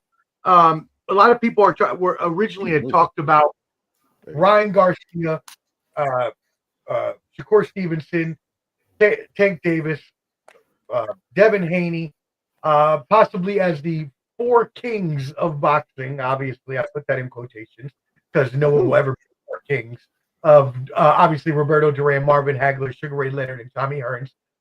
But there are a lot of people that say that this is the up-and-coming generation of young boxers, the faces of boxing. What say you all on that topic? Somebody, go ahead, since you seemed kind of indignant to that. I mean, Tank is 30, so I don't know if he's a young face anymore. I don't. That's like for a casual person, maybe. I don't know. Because I wouldn't put Ryan Garcia up there. You know what I'm saying? Like, why isn't the monster up there? Why isn't Bam Rodriguez up there?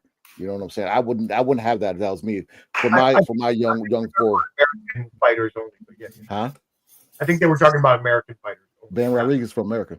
No, I know. I'm talking about Inoue though, because you mentioned Inoue. Oh, well, I mean, you take him out, but I wouldn't. I mean, no. Okay. I just don't agree with that list. Anyone else? Yeah. Actually, yeah, I'm with Clubber D. I think that time has, a portion of that time has passed. I think those guys can still make some move. Like, I do still think that Shakur Stevenson is the best at 135. But the issue at hand is some of these guys haven't fought each other. So I give props to Ryan and Haney for fighting each other. And of course, we did get Tank versus Garcia as well, but at one point there was a combination of them at 135 where it was expected to be it was going to be Tank, Haney, Ryan, then you had Lomachenko there. We didn't get all of them fighting in that combination. Now we have Shakur Stevenson there. We haven't been able to get him in there with any of them. And now Haney's gone to 140, and so is Ryan Garcia, essentially. Tank is still there at 135. He's gone up to 140 in some instances, but still just no combination of any of those big fights with those guys that we want to see him with, like a Shakur Stevenson, or seeing Tank in there with Haney. I remember that would have been a good one to see at one point, and I just don't know if those actually happened at this stage. So I think they are players there, but if I would say who to look out for is some of these other young guys coming up for sure, like Abdullah Mason. He's one of those guys that you can see just like, okay, I'm going to be watching him, and I got big expectations for him. And then there's some other ones spread about there, but certainly looking for him. But as mentioned, I do think that Shakur Stevenson is the best at 135, but it doesn't matter if we can ever get him in there with any of the top guys there at 135, And that's usually the problem in boxing is we can't get these people to face each other, and that's why they'll never be the four kings, because the four kings face each other. Now we can't forget about our boy from Norfolk, the 757, Keyshawn. Yeah, he's up in there as well, no doubt. He is. Yeah, right. Any thoughts on that subject? Yeah, I think that ship sailed. Unfortunately, they missed out on really not capitalizing on the opportunity that was there for them. They should have fought each other. There was all the hype, the trash talk, the amateur, all that stuff just got wasted away. They got the opportunity really wasted away with all the stuff that was happening outside of the ring.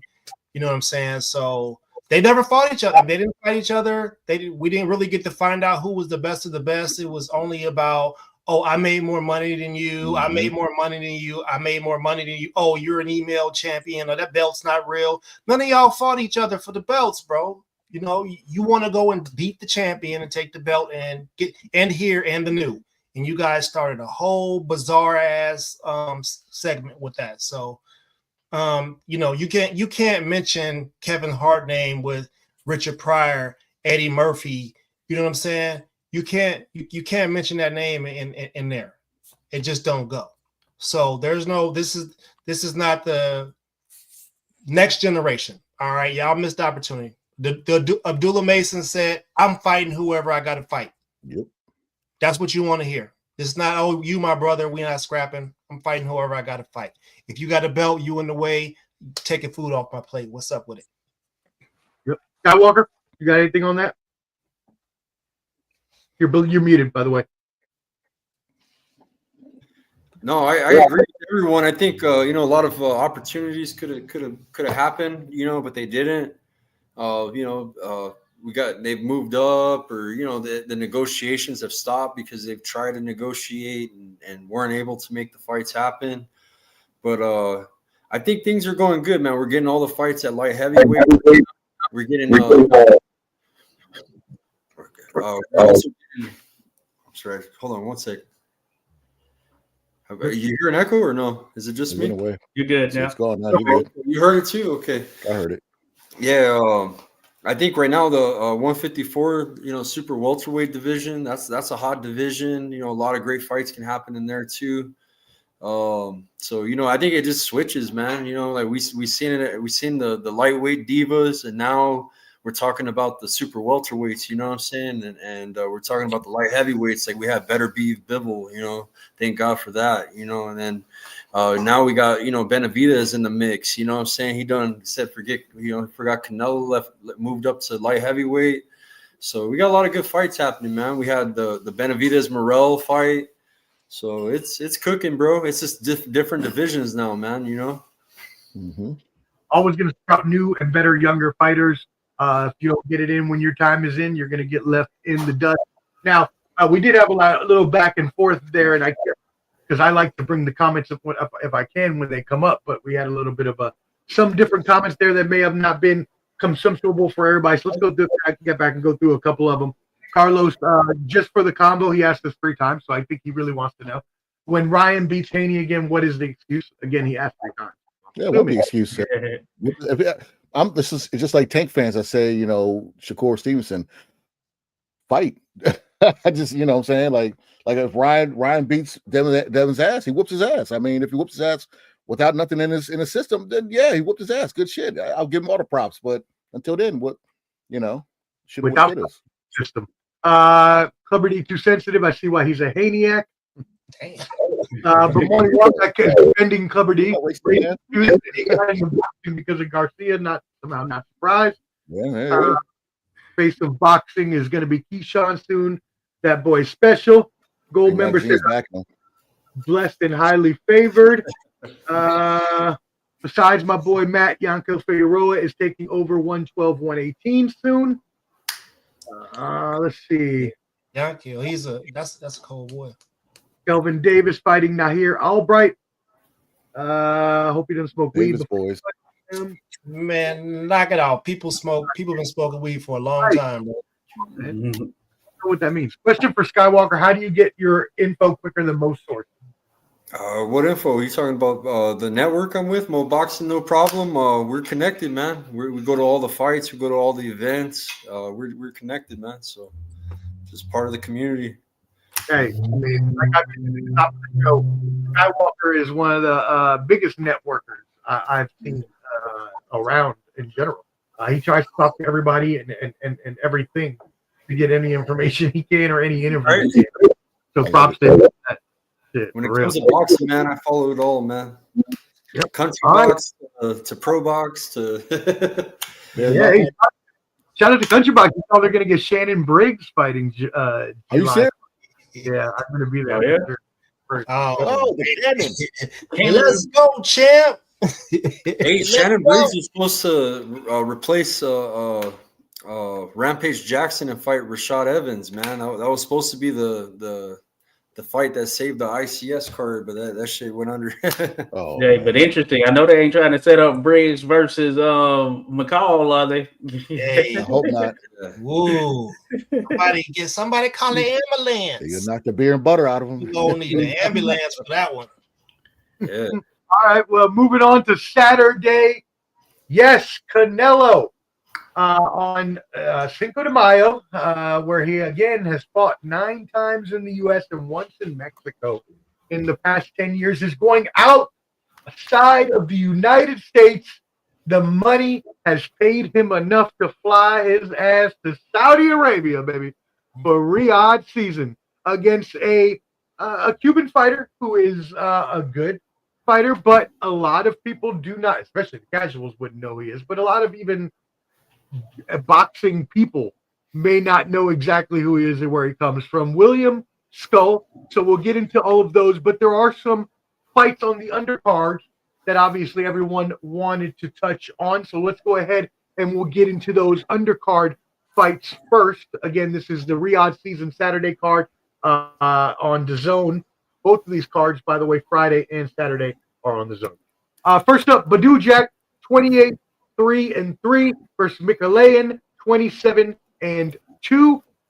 Jack is 41 years old, so getting up there in age now.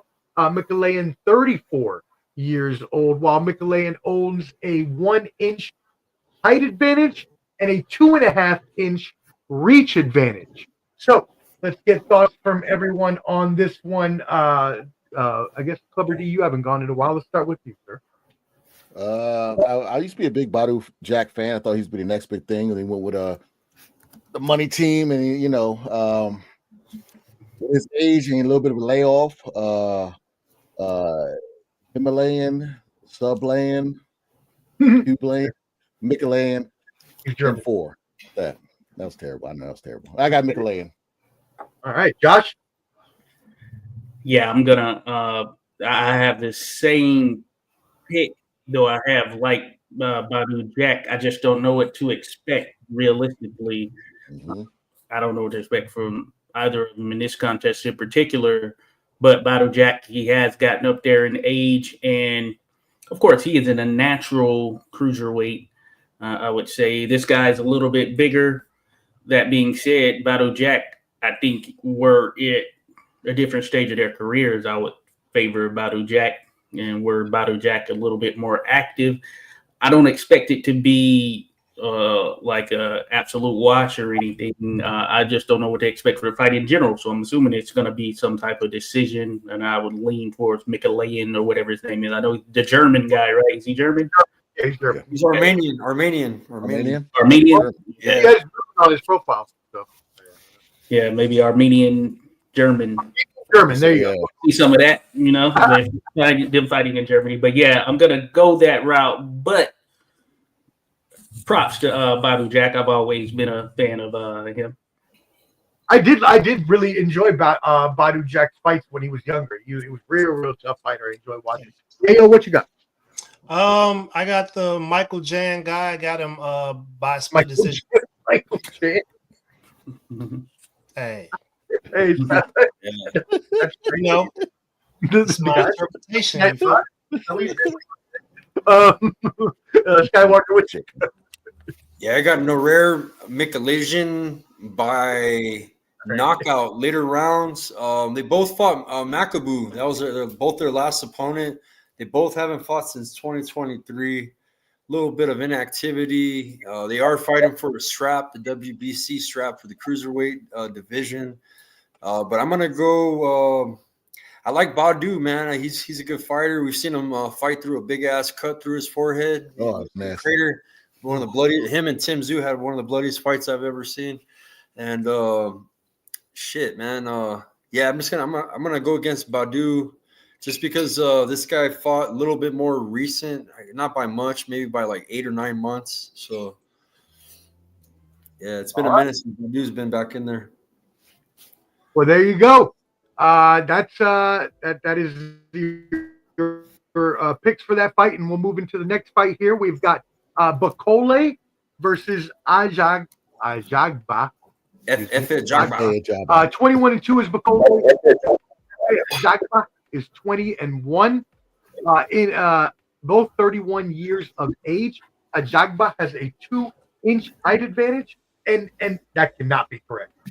Is that correct? A 11-inch, that cannot be correct. Yeah, Bro, probably. 11. He's like an African Wilder. An 11. Like, yeah, bro. He's like the African Deontay Wilder. He built like a hooper, bro. Yo, his long arms. He built like a He has hooper, man. an 11-inch reach advantage. That's bro. Yeah. All right, Bro, could you imagine Skywalker. Kevin Durant boxing, bro? Pretty much what it Motherfucker is. got like a 97-inch reach. Got a good jab too, bro. He's been working on that jab. That jab's been getting better. It'd be like Like E Honda off a Street Fighter, bro. Like Balsam. Yeah. I'm 6'4", Skywalker, bro. He got longer arms than me, bro. Yo, bro, man. when I saw that, I was like, "What?" The? All right, go Skywalker. What you got? Dude, that's gonna be a good one. It's Skywalker, gonna be what you got? good. Man, I'm still kind of undecided on this matchup, bro. Efes looked very good. His only loss comes to Frank Sanchez on the Wilder Fury card back in the day, and Efes been looking hella good, bro. Like he's got long arms, like you said. He's got the reach advantage. He's got a really good jab now. His jab is improved. He's under the tutelage of Jay Prince, same people as Shakur. You know, he gets that good work. He's got good sparring down there in Houston. Damn, but Bakole be fucking people up, bro. Because you get hit by a Bakole shot, like we seen with Big Baby, it's game over, you know? So, fuck, this is hard because if Bakole gets his hands on him, I got Bakole, bro. If Bakole can, but if Efe can box him and just stick his fucking ass with them long giraffe arms, I think that he could win this fight, man. It's a 50-50 fight for me, man.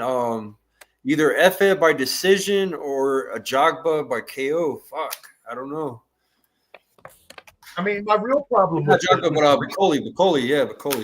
Bakole by knockout.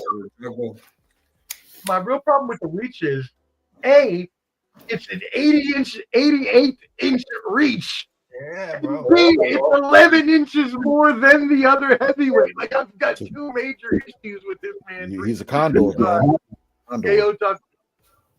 Go Gadget boxing glove. Hey, Omar, you know Curtis Harper, right? With Country Box, Curtis Harper. Yeah. He went viral. he went viral because of Efe Ajagba. He was supposed to fight him, but they weren't paying Oh, him the money.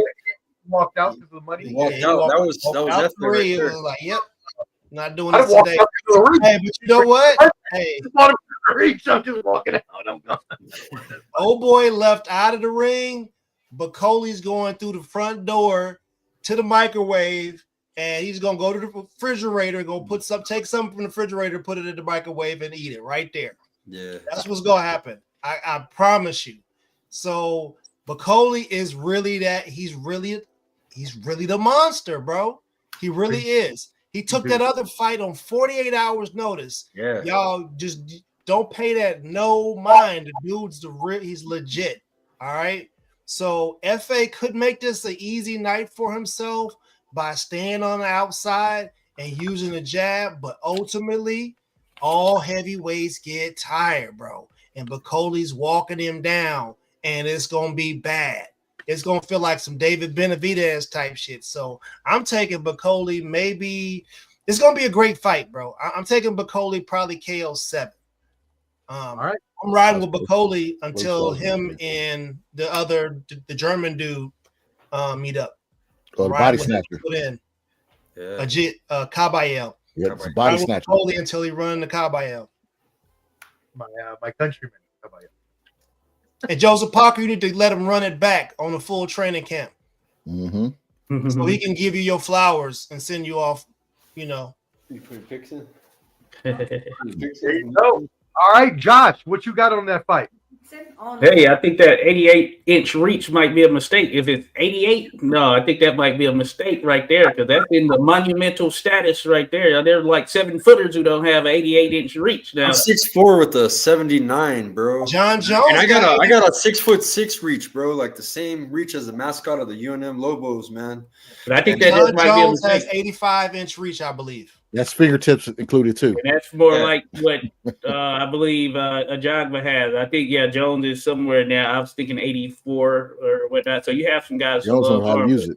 88, man, that's crazy right there. But Sonny Liston, he had a generally 84-inch reach, 83, 84-inch reach, and he was about 6'1", 6'2"-ish. You know, I guess you could say 6'2" from back in the day. So hey, there are some anomalies out there without a doubt. But anyway, this was a good fight right here. I was saying, ooh, this is a toss-up 50-50 myself as well, just because of the caliber of fighters that are in there, you know. And Bacoli, he's been making noise. He had been making noise coming up overseas doing his thing prior to the last couple of years, you know, and he's really come on now. People are truly recognizing it. Of course, Efe Ajagba was making noise, and they were viewing him as sort of this boogeyman and all that stuff as he was on the come up. That's tempered down a bit. Man, I was torn with this one. I'm going to lean Efe Ajagba, and I think he can knock out Martin Bacoli. I do think he can do it. I think Ajagba, what we've seen from him as of late, has been more of him taking the boxing more fundamental approach, but it's not that he doesn't have that knockout power. And I think that Bacoli, just given his style of fighting, I think he's going to force Ajagba to actually get back to what we were expecting from him, that boogeyman style. I think he's going to be put in that situation. And I think, hey, he's got just as much velocity, power, and thump in his punch that if he catches Bacoli, he can send him down in the same way that Bacoli can send him down as well.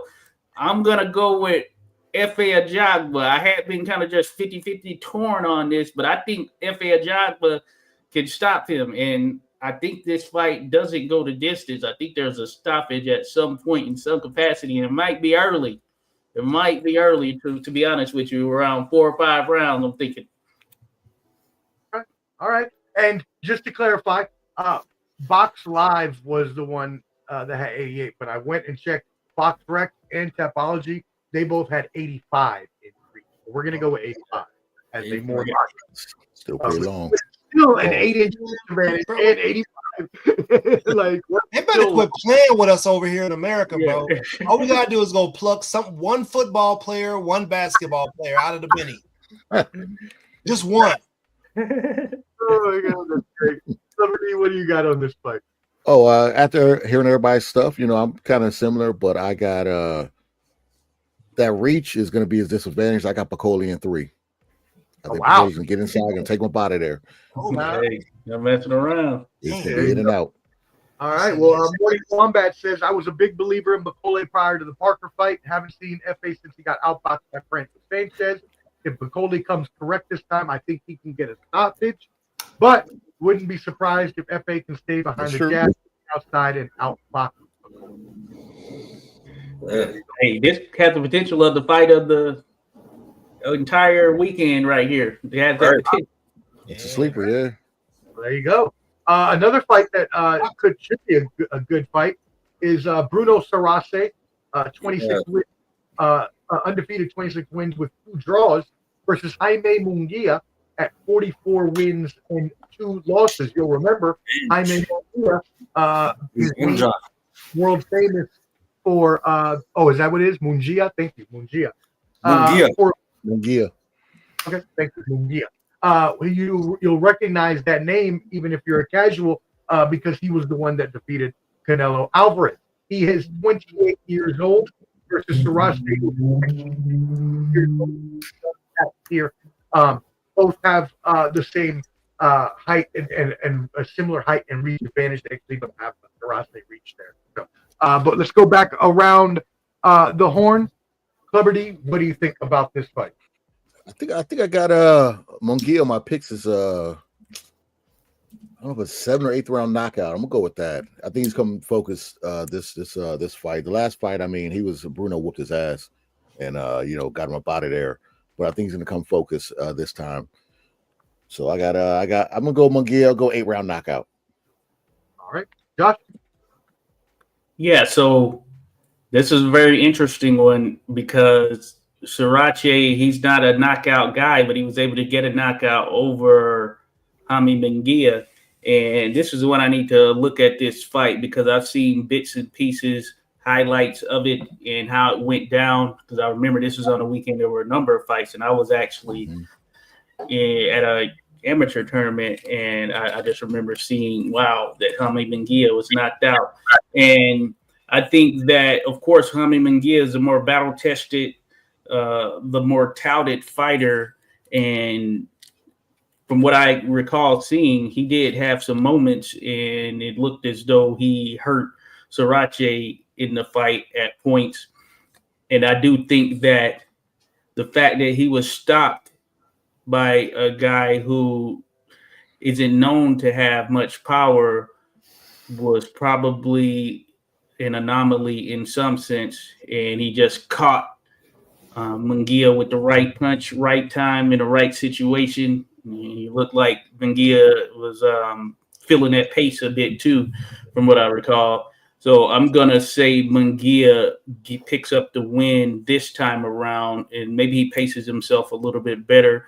I'd say probably a decision. I think Surace is going to be confident. He knows that he has a victory over him and that he knocked him out.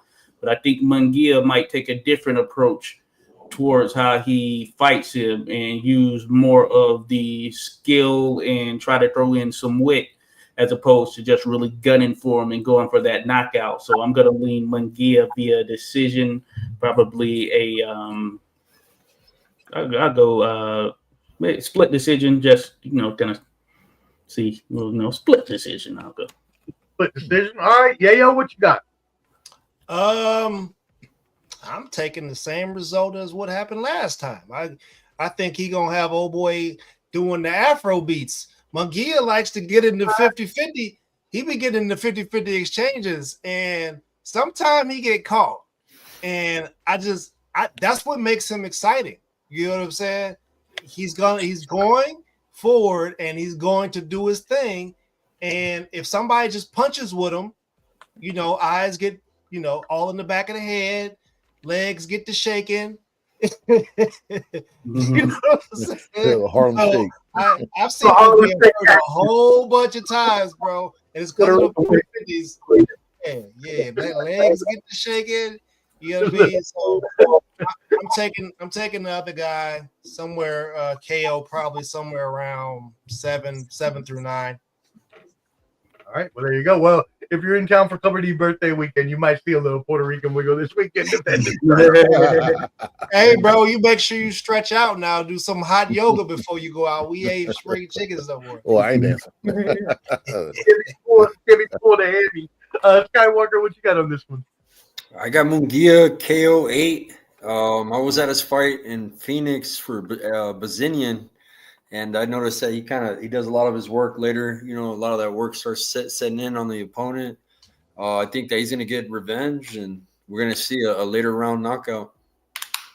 All right. Well, there you go. Those are your picks for that fight. Let's get a comment here. Morning Wombat. The crazy thing about Surace snapping Munguia is the last one. Surace is more of a middleweight and isn't a big puncher. I do think Munguia is overrated, but I think he will beat Surace. Munguia needs to do a better job of cutting off the ring and not chasing. I think he would lose to guys like Plant, Pacheco, and maybe Mbili.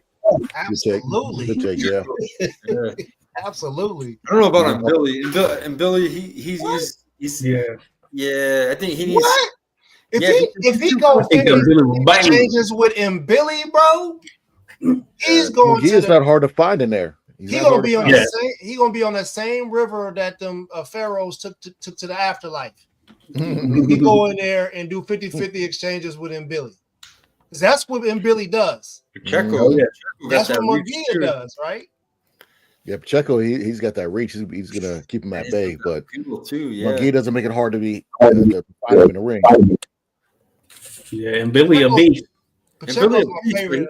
He got one style and one style only. It's come forward and fucking lay it on you. That's in Billy for you. And hey, he carries that power in the later rounds, and usually those guys they say that are built like he's built, you know, with the muscles and all that can be tough, but he can carry that power, man. Yes. He's a beast for sure. He don't get tired like that. He on that better beef diet. You know what? Munguia, one of my favorite Munguia fights was with Dervinchenko, man. That was classic. Oh, yeah, I thought that was the fight of the year. You got some dog in him, man. You know, it can come out in Munguia. That's what I'm saying. Don't sleep on Munguia. He kind of gets tougher as the rounds go on, man. Yeah, bro. Listen, I remember that fight distinctly. Dervinchenko knocked him out and woke him back up on his feet. Oh, yeah. Any other a real referee would have saw that and be like, "Oh, he's not with us. He's no longer with us. He's no longer with us. He's no longer with British refs." In your opinion, who did better, Berlanga or Munguia? Yeah, Munguia. Yeah, but I mean, Canelo snuck him one time and then held him up, bro. Yeah. Like, I don't know. No, none of these guys are beating Canelo. I don't even know why we discussing it, to be honest. Like, who gonna beat him? Shout out to the dude is an encyclopedia at this point. Yeah. No. He can go take a loss to Better Beef if he wants, because Better Beef will do damage. Hey, ain't no better segue than for Poppy to segue us to the biggest fight of Saturday night. Yes, in Saudi Arabia, the main event of the evening. Skywalker, since you are Mexican, we will start with you on this main event. Again, it is Canelo Alvarez fighting William Scull. And so, again, I'm not going to get into it if you all do not know who they are, you're casual or anything like that. These gentlemen will inform you on him, but he is a 23-0 undefeated boxer. Yeah. Viva Mexico, cabrones. Viva Mexico. Undefeated Cuban boxer. Great. Canelo fighting against Canelo. Canelo KO 6, man. I think Scull might be a better opponent than Berlanga, possibly. Looks like he's been training hard. I've been following him. He's training hard for this fight, as all of them do. But I think it's going to be the same result. It's going to be Canelo. This fight, I think he's going to get a knockout, man. I think Canelo might get a later round knockout, like round 7, round 8. All right. Canelo does own a 63% knockout percentage, 39 KOs in his 62 wins. Yayo? Yeah, I mean, Canelo was talking that trash. You know what I'm saying? Say he's gonna feed him a sandwich. Said he had one. He said, "Oh, you gonna get some? You gonna get some? Hey, you all right?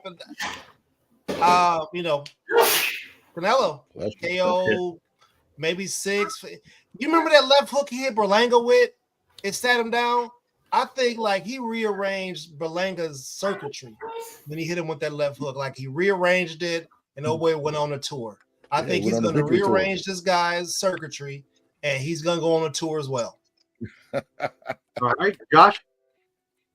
Scull is Cuban. He's from that Cuban school of boxing, so you know he's going to be fundamentally sound. We know he can box, all that good stuff. That being said, I think that Canelo is going to stop Scull. Let's face it, nothing's getting in the way of Turkey seeing this Canelo versus Terrence Crawford fight that he's been clamoring for here for a good period.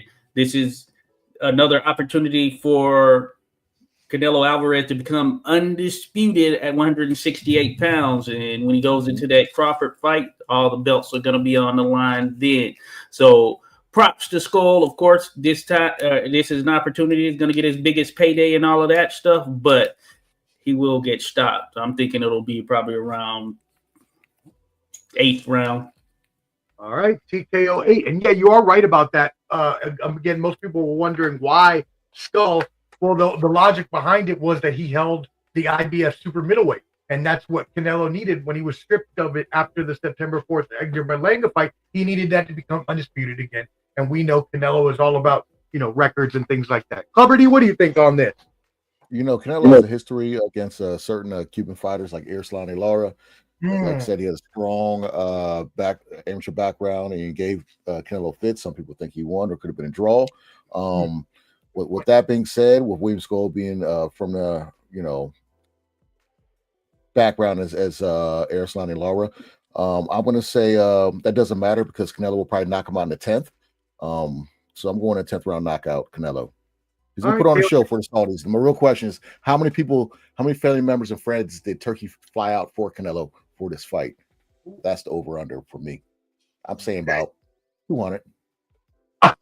As many as he wants. I mean, if you're putting a fight in Times Square and a fight in Saudi Arabia, 2 fights in 2 days in 2 continents by yourself. I mean, and the Monster in LA on Sunday.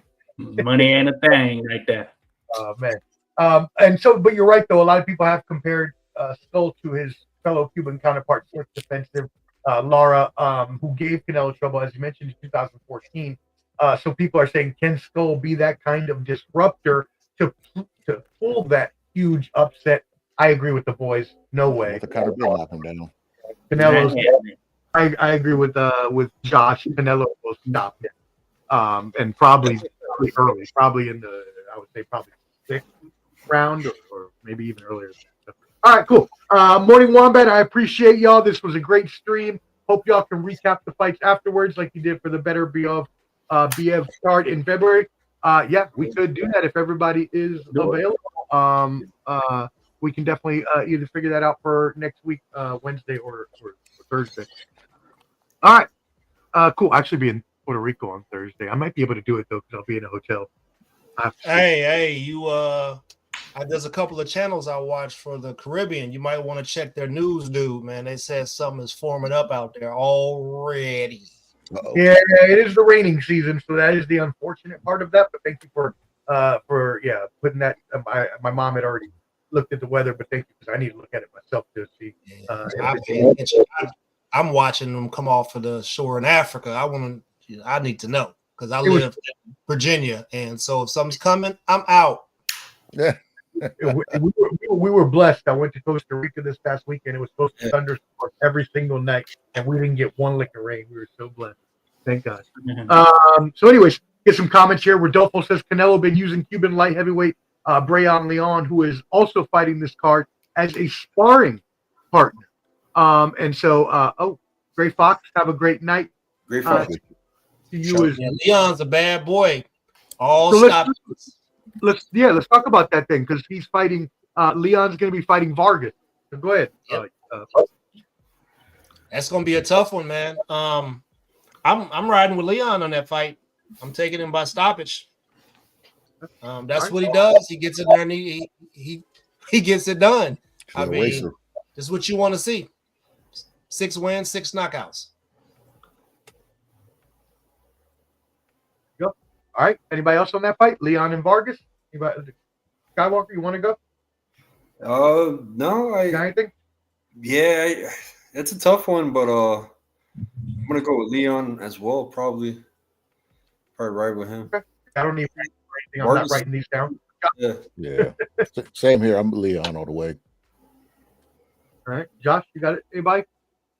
I'm gonna have to go with Leon. I was looking at Leon. I was trying to remember who I saw him up against or whatnot. Because I was drawing a blank. I'm gonna go with Leon, and I saw Richard Riakporhe is gonna be fighting someone on here as well, but it's TBA at heavyweight. Ooh. Oh, at heavyweight, interesting. Making the move. And this is on the Sunday, May 4th card that we have is what I got on my side. Is that correct, Joe? Right. Yeah, sure. I just wanted to make sure. Because we were talking about the Canelo card, and someone mentioned that he was a sparring partner and on the same card, and I was like, wait a second, I thought he was on the T-Mobile. No, I think it's the same card. It's the same card for the third. Okay, cool. All right. Probably before the prelims or whatever.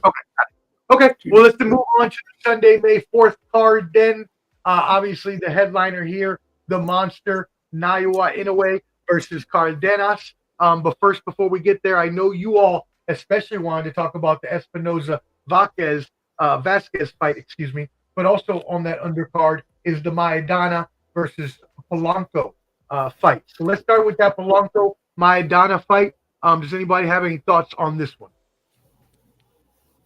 Well, I know Polanco. I like him. I can't remember if I've seen Maidana, so I will pass on this one. I do like Polanco from what I've seen from him.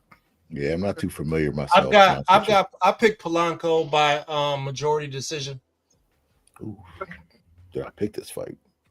Skywalker? Yeah. This guy's pretty tough, man. Well, he lost to Mario Barrios by decision, went the distance with Mario Barrios. I wouldn't say like he's been in there with the best. You know what I'm saying? He's definitely got a lot of experience. I got Rohan Polanco by knockout, man. He's 15-0, 10 knockouts. He just came off a second round knockout. I'm gonna go KO 6 in the middle, man. All right, I got him down for a decision for myself. All right, there you go. Hey, Polanco is highly touted. You know, he's been having a lot of backing, a lot of fanfare behind him. So it won't be surprising, you know, him pulling this off because he's kind of expected to be here at this level, you know. Right. Yeah, 3 straight knockouts in a row. 2 technicals and 1 KO. Yeah, pretty good. All right, and then we'll move on to the co-main event there, which I know you all were especially high on, was the Espinoza kid fighting Vasquez. So Skywalker, you wanted to talk about this one the most. Go ahead and start us off. Rafael Espinoza, man, freak of nature. We're talking about Efe Ajagba with the long reach, but you're talking about a featherweight with a huge ass reach, 6'1".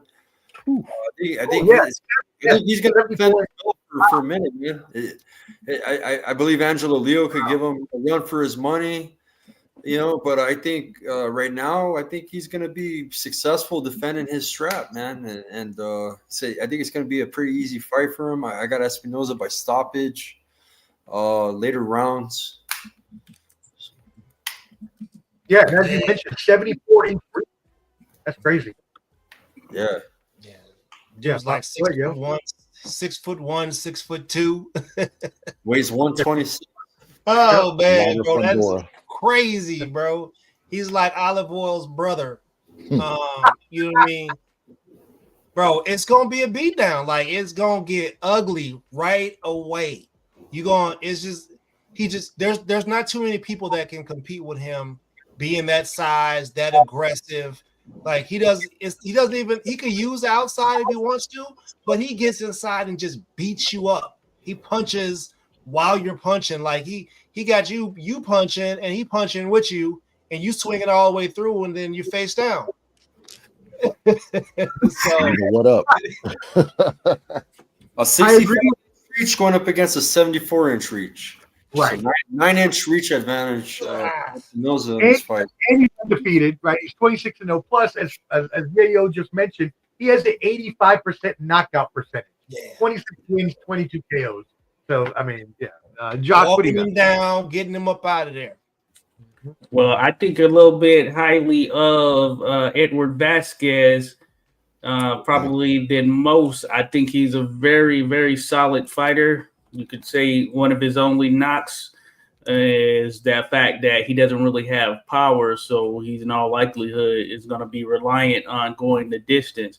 I think that Vasquez, the thing that sort of put him over the top for me was when he fought Raymond Ford, and I think that he beat Raymond Ford and was robbed on the cars in terms of robberies. I remember that fight. People call those out. I think that was legitimately a robbery right there, and we know what Raymond Ford has gone on to do.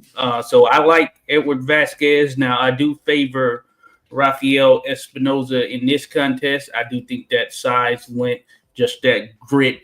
You know, he was one of those fighters that, you know, put in a lot of work in Mexico. And when he came up, it was like, okay, how's he going to be? Dethrone Robeisy Ramirez. And just to show that it wasn't a fluke, he made him quit in his last contest. No, my style, like I'm not having any more. So I think Rafael Espinoza is the real deal. I think Vasquez, he is skilled enough that he'll be able to go the distance. But I do think that reach will be a factor. I'm going to pick Rafael Espinoza via unanimous decision, but I do like Eddie Vasquez or Edward Vasquez, and I think that he's a pretty solid overall fighter. He's never been stopped, too. I'm looking at his box. AO6. I remember that fight with Raymond Ford, bro. I remember that fight. That's damn. Okay. Well, you're right. He's not going to KO. I mean, he only has a 24% knockout percentage. He has gone. Ernest, we'll see. I got Espinoza in 8. DraftKings. There you go. Yes, sir. Get your DraftKings in, everybody. Make sure you get those picks in. All these wonderful experts are giving you this evening. And finally, move. I just wanted to say shout out, Rodolfo Rivera Jr. in her comments. His girlfriend is cousins with Rafael Espinoza. Oh, nice.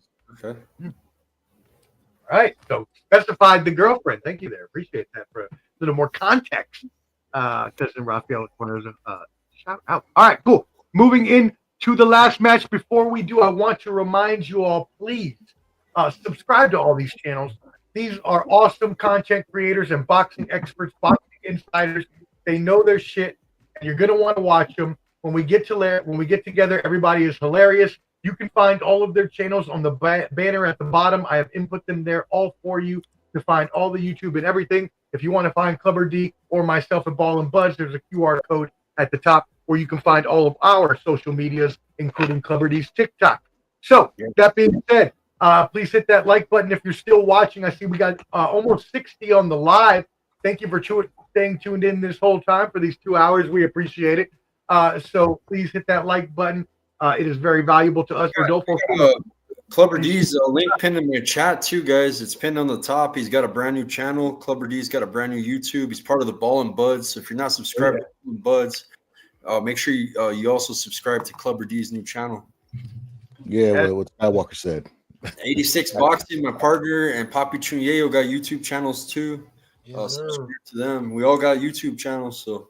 Yeah, me and Clover was over there stomaching that poor referee, and it was happening over there. It's hard to stomach.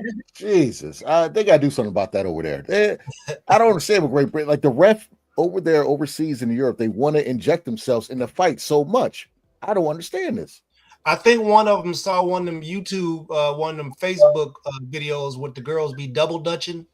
Because every time you look, it look like dude was trying to ready to jump in and do something. Yeah, just don't say nothing about headbutts or hitting the back of the He picks one fighter to pick on, and that's it. That's what I've noticed. Yep. Yo, hey, bro, y'all can ask. My wife was like, babe, why is the referee always walking the other guy back? Like he's giving them all this resistance and he moves them to the middle of the ring every time. I was like, because he cheating. That's why. That's what they do. Sometimes you got to swing and miss the fighter and hit the referee on accident just to jar it. I can't stand My bad, Josh, but you know, sometimes some people need their hard drives rebooted, you know. Yeah, Josh don't claim them there across the pond, so they little, you know. A number one underdog for people to put some money on. I know people are betting and listening to us. They want to put some bets in before tomorrow. My suggestion: throw a few bucks on Barboza. That's a good one. I think that's a good a live underdog right there, guys. You know, shit. I would definitely, if you guys are into betting, throw a few bucks on these underdogs, man, that are going that are fighting in New York, man. That's probably the best piece of advice I can give to you. Hedge your bets if you need it. Hedge your bets. Y'all get ready. They get ready to rob. Vegas is about to rob the bank. Watch like Rolly versus draw. Oh man, draw. That'd be a riot. Disqualification. DQ. They have like a mini Andrew Galata versus Riddick Bowe situation. Yeah. No contest. No contest. No contest. DQ. Draw. I'm promised. I'm bracing for something's crazy gonna happen. Something crazy's gonna happen, bro. Tomorrow, some fucking watch. Mark my words, guys. Some wild shit's gonna happen. I don't know if it's gonna be a dude parachuting into that. I know it is. Trump gonna be sitting next to Turkey with a dashiki on. That'd be funny. Yo, you know he loves sporting events, fam. I'd have been to a few events where he showed up in the air. They booed the shit out that motherfucker, bro. Like everybody there be booing him, but he be eating it up. He like over under. We'll see some wrestlers and probably UFC. UFC fighters there. We see Bill Haney getting a fight. You never know, man. Oh yeah. All right, cool. Well, let's move it into this last matchup of the weekend. Yes, the monster Naoya Inoue makes his Las Vegas return after 4 long years, and we are going to go to the tail of the tape. 29-0 for the monster, 26-1 for Cardenas. Inoue is 32 years old. Cardenas is 29 years old. Cardenas does have a 1-inch height advantage here. So the combat G, we're going to start with you on this huge fight. Who do you have in this? Who do you have on Monster in 3? I'm keep it easy. Monster in 3. He short work. He's put on show. Short work. Answer longer than my intro. Josh, would you like to spend a little more time? Well, I will say that Cardenas, he's not a bad fighter. He's just not ready for Inoue at this stage, and honestly, he may never be ready for him, to be honest with you. But that being said, I do think Inoue is going to stop him probably about 5 rounds there. But shout out to Cardenas, young fighter, gonna take that trip over there like many have, and they usually come back pretty humble. All right, Yayo, are you shaking your head? Wrong place, right guy, wrong time. I mean, anyway, bro, he's making. It's not his United States debut, but it's like sushi, man. It's like they serving him up, bro. It's gonna have some ginger on the side. You know what I'm saying? Some soy sauce, and that's it. I mean, very stereotypical, but somebody said the Otani of boxing for us, kind of. But it really is. Like he does. The monster knocks people out. That's what he does. And if he starts doing it here, he's gonna gain an even larger following, and everybody's still gonna be waking up on Tuesdays at 4 a.m. to catch the main event. Like me. What round? They don't need us, bro. Japan's making moves. So anyway, by stoppage, I'm guessing probably 5 to 7. TKO or KO? KO. Okay. And was yours TKO or KO, Josh? Oh, I'm gonna go TKO. Referee was stepping in and stop it. And I forgot this is happening here. Yeah, this is his debut here, or not his debut, but him fighting T-Mobile Arena. Yeah, He fights so much in Japan. Yeah. I knew what you meant. Yeah, but he's still a different continent. You'll put in the same work, you know. Different right? Location, whatever. It goes down. Skywalker, what you got for us? I like the fact that it's here stateside at T-Mobile Arena in Vegas. A lot of people have been talking shit to Inoue these past few years. Be like, you know, why don't you fight here? So, hey, we got him here in America. We got a good fight. Cardenas never been stopped. He's a sturdy fighter. Respect to Cardenas out of Texas. You know what I'm saying? But the monster is the monster. But I'm going to give Cardenas a little more credit than everybody on the panel. I think that monster. It's going to take the monster a little bit longer to get him out of there. I still think that the monster is going to get him out of there, but I think that it's going to go to round 10. Okay. Say 9 or 10, you know, but 10. Yeah. Hey, man, bro, if it go past 7, the likelihood of a towel getting thrown in increases exponentially.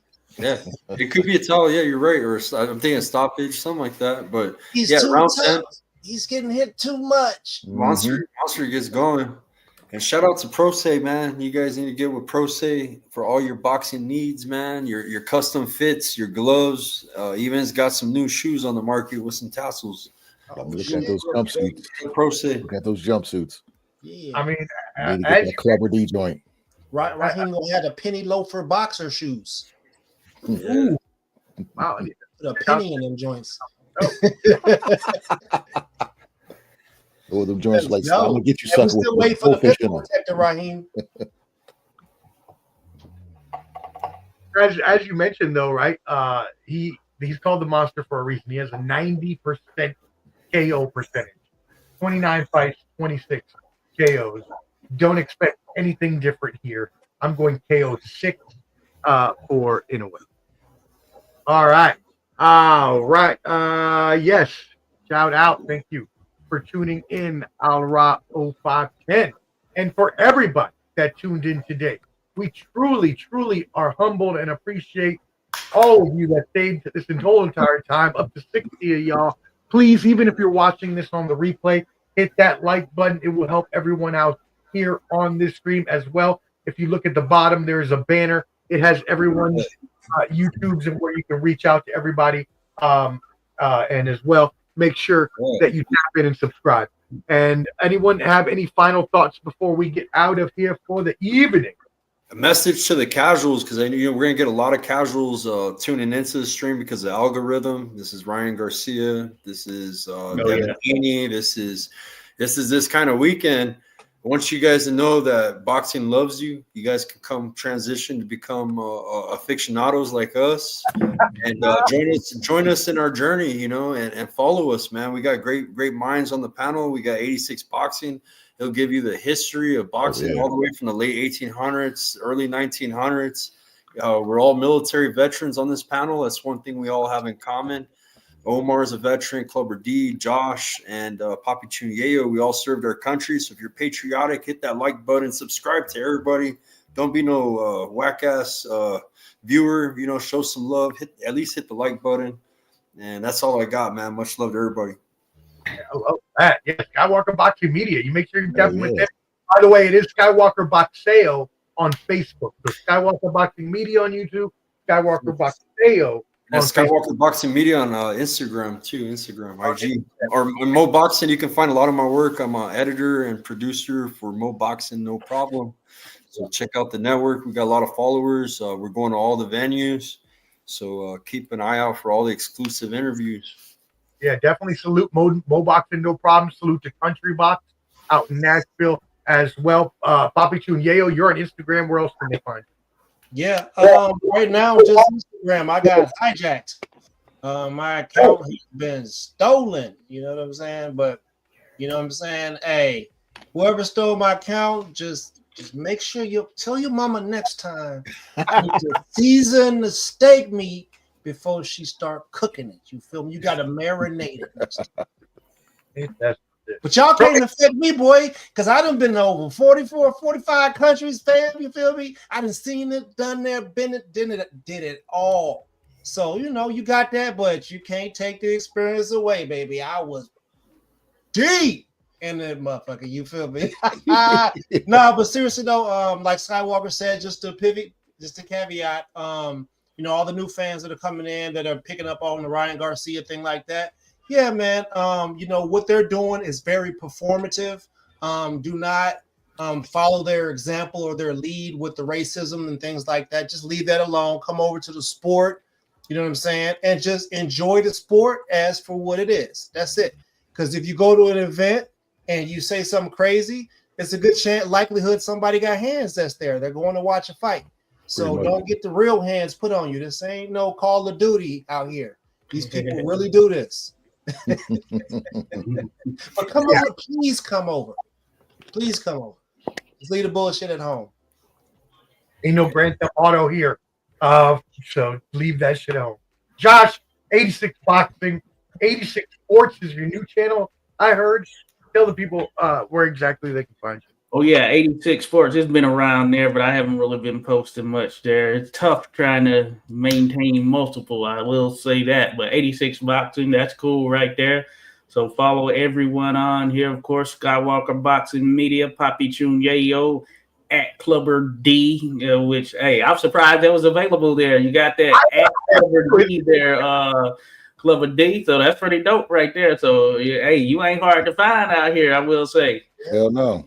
You know, and then I want to send a shout out to Peggy Whitmore. She was on the channels here recently, and she's going to be fighting on a Boxing Insider card on the DAZN this Saturday, I believe it's Saturday, if I'm not mistaken. And it should be a good one. She's fighting another undefeated fighter, and both somebody's always got to go. Both are 5-0, and it's just the right time, and we're rooting for her. So much love and support to Peggy Blood Panther Whitmore. Wow. Other than that, salute to everyone. Yeah. Wow, her nickname is Blood Panther. Blood Panther. By far the best name. I love. She's a superstar waiting to happen, bro. Speaking of Clubber D, I know we're going to you, and I know this. You know, you're one of your favorite fighters. But Clarissa Shields, that knockout that she had in her last fight, where she took out that much heavier opponent and just laid her out with one punch and just like crumpled her. It went the distance. She got up. Or she got up, but I mean, she knocked her down. Yeah, you're right. She actually, that young lady actually played basketball at George Mason too, which is pretty cool. Oh, did she? Oh, okay. I didn't know that. George Mason. Dale, the Snail might know her. We had to talk. I was going to holler at Snail about that because it was around the same time he was a manager for the basketball team there. That's but hilarious. Yeah, she was local. Well, hey, I would certainly be remiss if I did not wish, one of my bestest friends in the whole entire world. I've known this man for it's been 35 years almost at this point now. Come on there, yeah. Oh, yeah. A long ass fucking time. He's my brother from another. I cannot replace him with anyone. I will always love him forever. It is his birthday this weekend. We are going to party it up and celebrate it together. So everybody, please wish you happy birthday to Clubber D, the Combat G. Check out his new YouTube channel. That was said at Clubber D and his TikTok.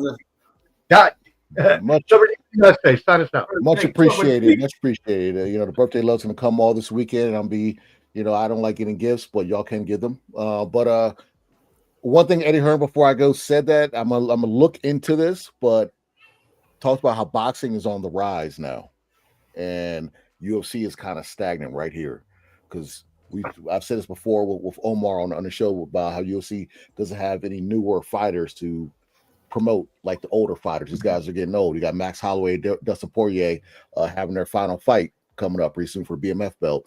But now we're seeing boxing selling out stadiums overseas, and even in America, boxing is getting a lot creeping back up to where it should be. I always love boxing first, but I might do a deep dive in if UFC, like, what's the future of mixed martial arts since boxing is back. So you guys don't have to think about. Yeah, there you go. Rodolfo says Alex Pereira is getting old too. He just didn't take the L, but he's still one of the best He's up there, you know. Yeah, he's gonna be beating people up. A lot of kickboxing miles. Calf kicks. Whole lot of calf kicks. Mm-hmm. All right, cool. Well, yeah, as everybody said, please make sure you subscribe to all of these channels. Again, if you want to find Clubber D's channels, the TikTok and the YouTube, I'm adding the YouTube now. You can hit that QR code at the top for all of his and all of Ball and Buds, where you can find yours truly, the sports professor, and the rest of the Ball and Buds crew. We cover all sports and entertainment. We even do pop culture and all that good stuff. We'll probably have a banter, brawls, and bravado soon. So y'all make sure you tap in at Ball and Buds, BALLANDBUDS. Thank you again. Hit that like if you're watching on the replay, and we will catch you next week. I guess we're gonna have we're gonna do a review. So hopefully we'll get everybody together, and we'll see you next week. All right. Yes, sir. Thank you. He's with the millions. It's that world heavyweight flow. Championship belt wrapped around my waist, yo. I got that Ric Flair figure flow. Slam you on the pavement, that's why they call me Street Pro. Create heat on beat flow. Like Jordan after the second time he three-peated, folks. Get ready, set, let's go. Fight toe-to-toe, release the flow created by this mic pro. Lights, camera, get low. Action pack, back to back. In fact, this monster will go. Y'all better let him know. Man with the master plan, and you have no need to know. Hard like winter cold. Bust these fools, anything less than killing whack rappers is a crime. I stay trying to get mine. Stacking value, packing venues, winning over time. Ain't no fine timeline. Open your eyes, you're looking for the best, and this is what you find. Game is only for the bold. You came prepared, now get ready for the show. Introducing from parts unknown, your UFC and combat sports insider, Clubber D, the Combat G, and the sports professor,